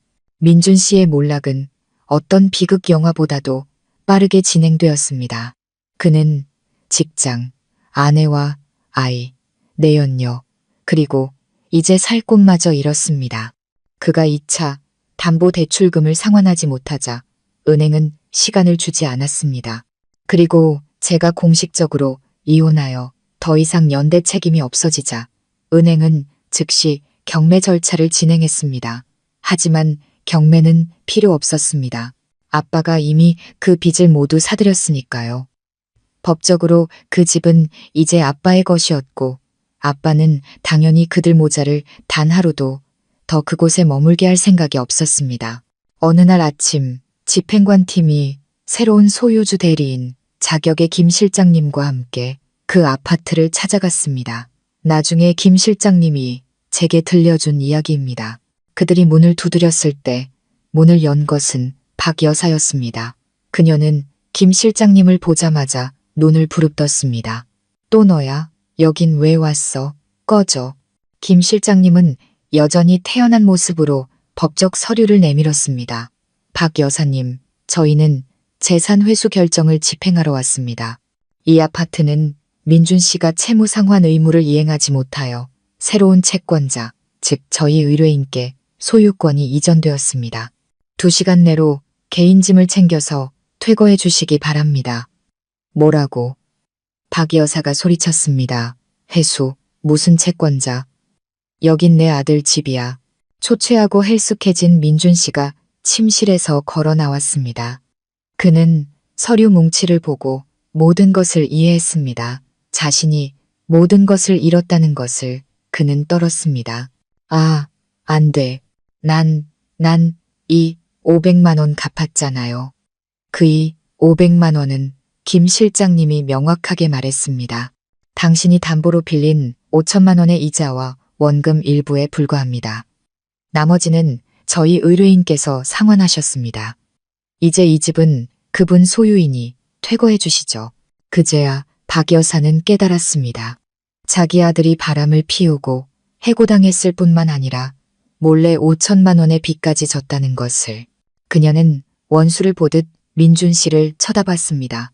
그녀는 달려들어 아들의 가슴을 손톱으로 핥히고 주먹으로 쳤습니다. 네가 5천만 원을 빌려 언제 그 돈 다 어디다 썼어? 그년한테 갖다 바쳤지. 이놈아, 네가 날 죽이는구나. 아이고, 민준 씨는 저항하지 않았습니다. 그는 어머니가 때리도록 내버려뒀습니다. 그에게 남은 것이 무엇이 있겠습니까? 그는 빈털터리가 되었습니다. 말 그대로 빈털터리. 예금도, 집도, 직업도 잃고 빚더미에 앉았습니다. 그들에게는 2시간이 주어지지 않았습니다. 집행관 팀이 가구에 압류 딱지를 붙이기 시작했습니다. 텔레비전, 냉장고, 소파, 박 여사가 그토록 자랑하던 모든 것들. 그들은 오직 개인 옷까지만 챙길 수 있었습니다. 30분 뒤 민준 씨와 박 여사는 각자 낡은 여행 가방 하나씩을 들고 아파트 밖으로 쫓겨났습니다. 그들은 복도에 서서 압류 딱지가 붙은 문을 바라봤습니다. 박 여사는 바닥에 주저앉아 소리 없이 울었습니다. 민준 씨는 미동도 없이 아래를 내려다봤습니다. 그들은 모든 것을 잃었습니다. 그들은 낡은 여행 가방 2개를 들고 아파트 복도에 서서 어디로 가야 할지 막막해했습니다. 어머니에게 응석 부리고 아내의 보살핌을 받고 과장 행세하는데 익숙했던 민준 씨는 이제 노숙자가 되었습니다. 평생 손해와 이득만 따지고 아들 자랑만 하던 박 여사도 차가운 복도 바닥에 주저앉아 울부짖을 기력조차 없었습니다. 그들은 친척들에게 전화를 걸었지만 빚쟁이에게 쫓겨났다는 이야기를 듣자마자 시골의 친척들은 황급히 전화를 끊었습니다. 아무도 빚더미를 떠안고 싶어 하지 않았죠. 결국 민준 씨는 주머니에 남은 몇 푼 안 되는 돈으로 오토바이 퀵서비스를 불렀습니다. 2 모자와 2개의 여행 가방을 싣고 도시 외곽의 공장 노동자들이 사는 쪽방촌으로 향했습니다. 그곳은 민준 씨가 퀵서비스 기사에게 사정해서 빌린 약간의 보증금으로 얻을 수 있는 유일한 곳이었습니다. 그곳은 10제곱미터도 안 되는 어둡고 축축한 골목, 깊숙한 곳에 있는 방이었습니다. 방에는 낡은 침대 하나와 작은 휴대용 가스레인지를 놓을 공간밖에 없었죠. 더러운 공용 화장실은 복도 끝에 있었습니다. 곰팡 내 하수구 냄새, 음식물 쓰레기 냄새가 진동했습니다. 그곳은 박 여사가 자랑하던 엘리베이터와 대리석 로비가 있는 아파트와는 완전히 다른 세상이었습니다. 그곳에서의 첫날 밤, 박 여사는 견디지 못했습니다. 그녀는 소리를 지르며 물건을 부쉈습니다. 세상에 내가 지금 이딴 쓰레기 같은 곳에 있는 거야? 민준이, 이 무능한 놈, 네가 날 망쳤어. 민준 씨는 언제나처럼 침묵하는 대신 더 이상 잃을 것이 없다는 듯이 폭발했습니다. 그는 달려들어 어머니를 바닥으로 밀쳤습니다. 닥쳐요. 다 엄마 때문이잖아. 그놈의 벌, 그놈의 손주 타령만 안 했어도 이제 알겠어요? 엄마가 날 망친 거라고. 두 모자는 처음으로 상처 입은 짐승처럼 서로를 물어뜯었습니다. 냄새나고 비좁은 쪽방 안에서 그들은 더 이상 도시인이 아니었습니다. 그들이 그토록 경멸했던 사회의 가장 밑바닥으로 내던져졌습니다. 그들은 모든 것을 잃었고 그것은 아직 바닥이 아니었습니다. 허름한 쪽방에서 서로를 핥힌 그날 밤 이후 민준 씨와 박 여사는 집을 잃는 것보다 더 잔인한 현실에 직면했습니다. 돈이 다 떨어진 것입니다. 퀵서비스 기사에게 급히 빌려 방 보증금으로 낸 돈은 이미 바닥났고 먹을 것이 없었습니다. 굶주림은 인간의 자존심을 가장 빨리 무너뜨리는 것이었습니다. 평생 남의 말하기 좋아하고 손가락 하나 까딱 안 하던 박 여사는 이제 슬리퍼를 끌고 쪽방촌의 허름한 식당들을 돌며 일자리를 구걸해야 했습니다. 하지만 나이가 많고 거만한 태도가 몸에 밴데다 일하면서 욕을 해대니 아무도 그녀를 받아주지 않았습니다. 마침내 그녀는 한 국밥집에서 설거지 일자리를 구했습니다. 일은 새벽 4시에 시작해서 밤 10시에 끝났습니다. 월급은 300만 원의 하루 두 끼 식사 제공, 자칭 과장 사모님에서 기름때 묻은 설거지 아줌마로 전락한 것입니다. 가짜 금반지를 끼던 손가락은 하루 종일 세제 물에 담가 퉁퉁 붓고 갈라졌습니다. 저를 저주하던 그 입은 이제 국밥집 사장님이 그릇 하나 깼다고 욕설을 퍼부어도 눈물을 삼켜야 했습니다. 그녀는 제가 겪었던 것보다 더한 고통을 맛보고 있었습니다. 민준 씨도 나을 게 없었습니다. 도덕성 위반으로 해고당했다는 꼬리표 때문에 어떤 사무직 회사도 그를 받아주지 않았습니다. 그의 이력서는 업계의 블랙리스트에 올랐습니다. 과장이었던 그는 이제 말단 사무직 일자리도 구할 수 없었습니다. 하지만 그는 살아야 했습니다. 그는 건장한 남자들이 모여 일거리를 구하는 새벽 인력 시장으로 나가 짐꾼 일을 구해야 했습니다. 무거운 일이라고는 해본 적 없는 그는 이제 밤새도록 무거운 짐 포대를 등에 짊어져야 했습니다. 펜을 잡던 손가락은 이제 굳은 살이 박이고 피가 맺혔고 푹신한 가죽 의자에 기대던 등은 밤마다 쑤시고 아팠습니다. 나중에 들은 이야기로는 한 번은 민준 씨가 쌀포대를 나르다가 예전 회사 동료와 마주쳤다고 합니다. 물건을 사러 왔던 그 동료는 민준 씨를 보고 경악했고 민준 씨는 너무 창피해서 고개를 숙이고 황급히 쌀포대를 메고 도망쳤습니다. 그러다 발을 헛디뎌 넘어졌고 쌀포대가 그의 몸을 덮쳤습니다. 그는 시장의 더러운 진흙탕 속에서 울었다고 합니다. 그것은 극도의 수치심에서 나온 눈물이었습니다. 그들의 삶은 이제 악순환의 연속이었습니다. 박 여사는 설거지를 하고 남은 밥과 국을 가져왔고 민준 씨는 짐을 날라본 몇 푼 안 되는 돈을 술값으로 탕진했습니다. 그들은 매일 서로를 욕하고 탓했습니다. 박 여사는 민준 씨의 무능을, 민준 씨는 박 여사의 어리석음을 탓했습니다. 그들은 허울뿐인 중산층 가정에서 진짜 밑바닥으로 추락했습니다. 그들은 자신들이 저지른 잘못에 대한 대가를 그들이 그토록 경멸했던 육체노동으로 치르고 있었습니다. 저는 이런 사실들을 몰랐고 알고 싶지도 않았습니다. 저는 새로운 삶을 사느라 바빴으니까요. 3년.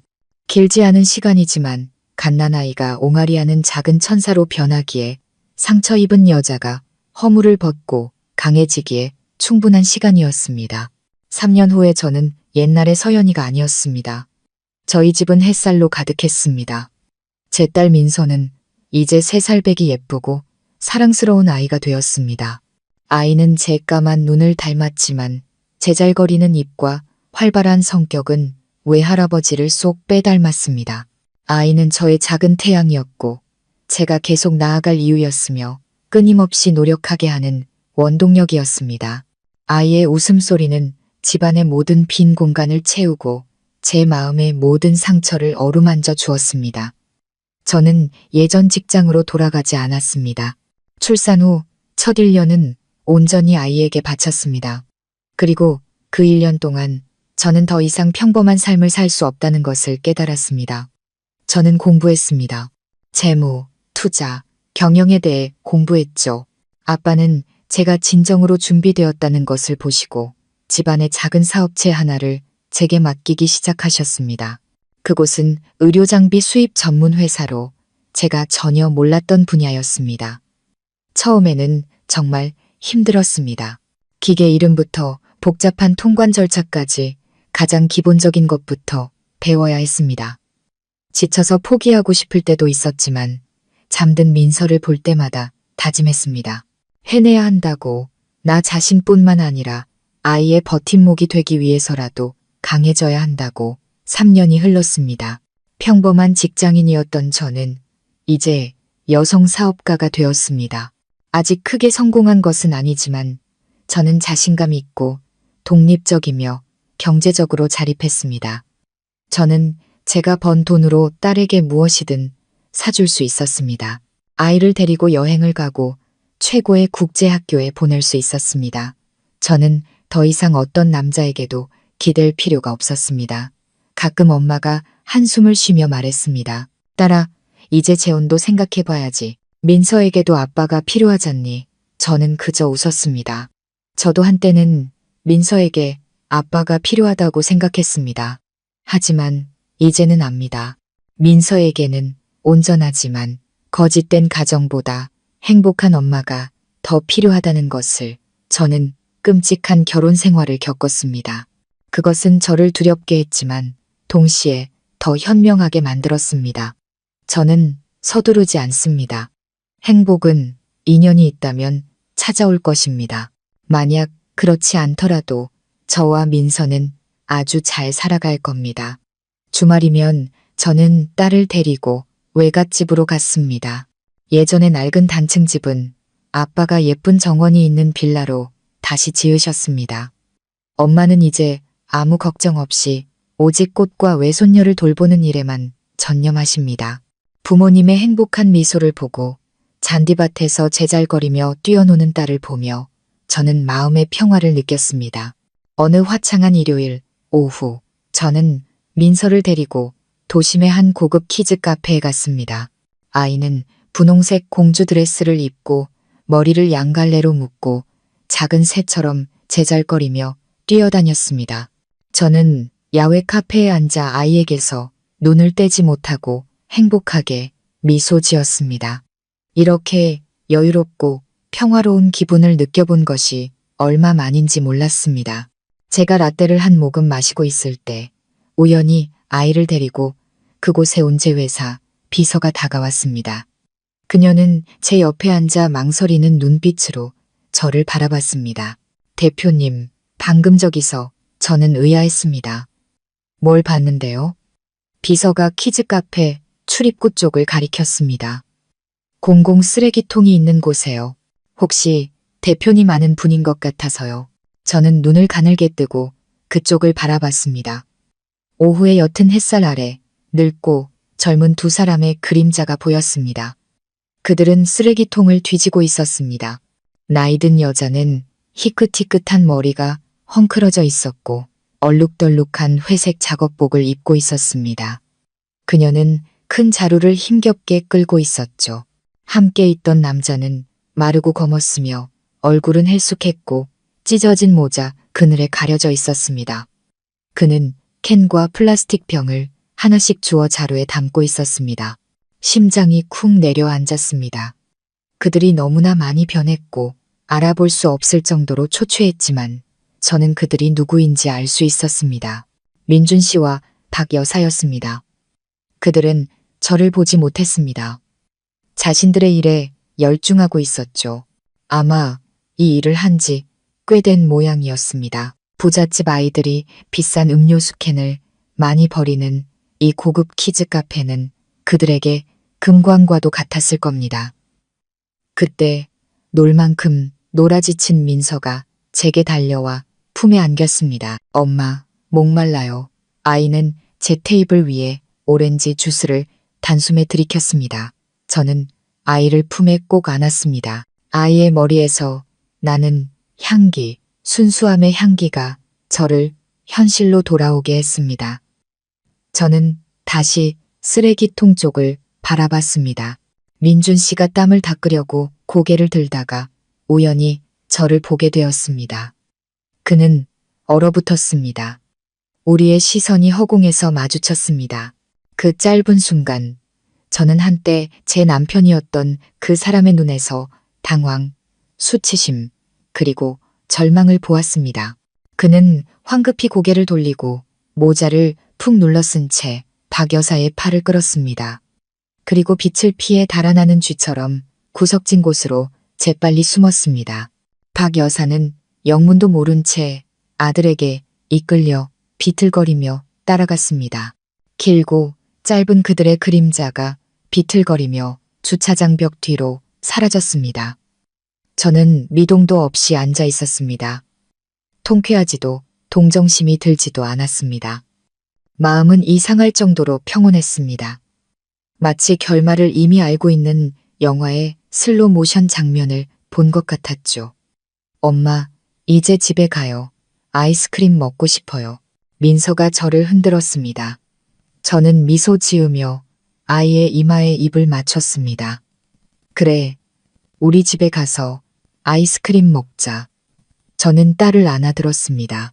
아이는 제 목을 꼭 끌어안았습니다. 저는 걸음을 옮겼습니다. 제 하이힐 소리가 대리석 바닥 위에서 규칙적으로 울렸습니다. 저녁 노을이 저와 딸에게 황금빛을 씌워주었습니다. 저는 뒤돌아보지 않았습니다.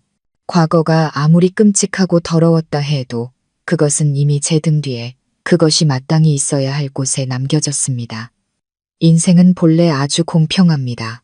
누구든 뿌린 대로 거두는 법이죠. 단지 그 시기가 빠르냐, 늦느냐의 차이일 뿐입니다.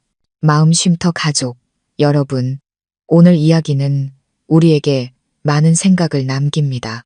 인과응보의 법칙은 늦을 수는 있어도 결코 사라지지 않는다는 것을 보여줍니다.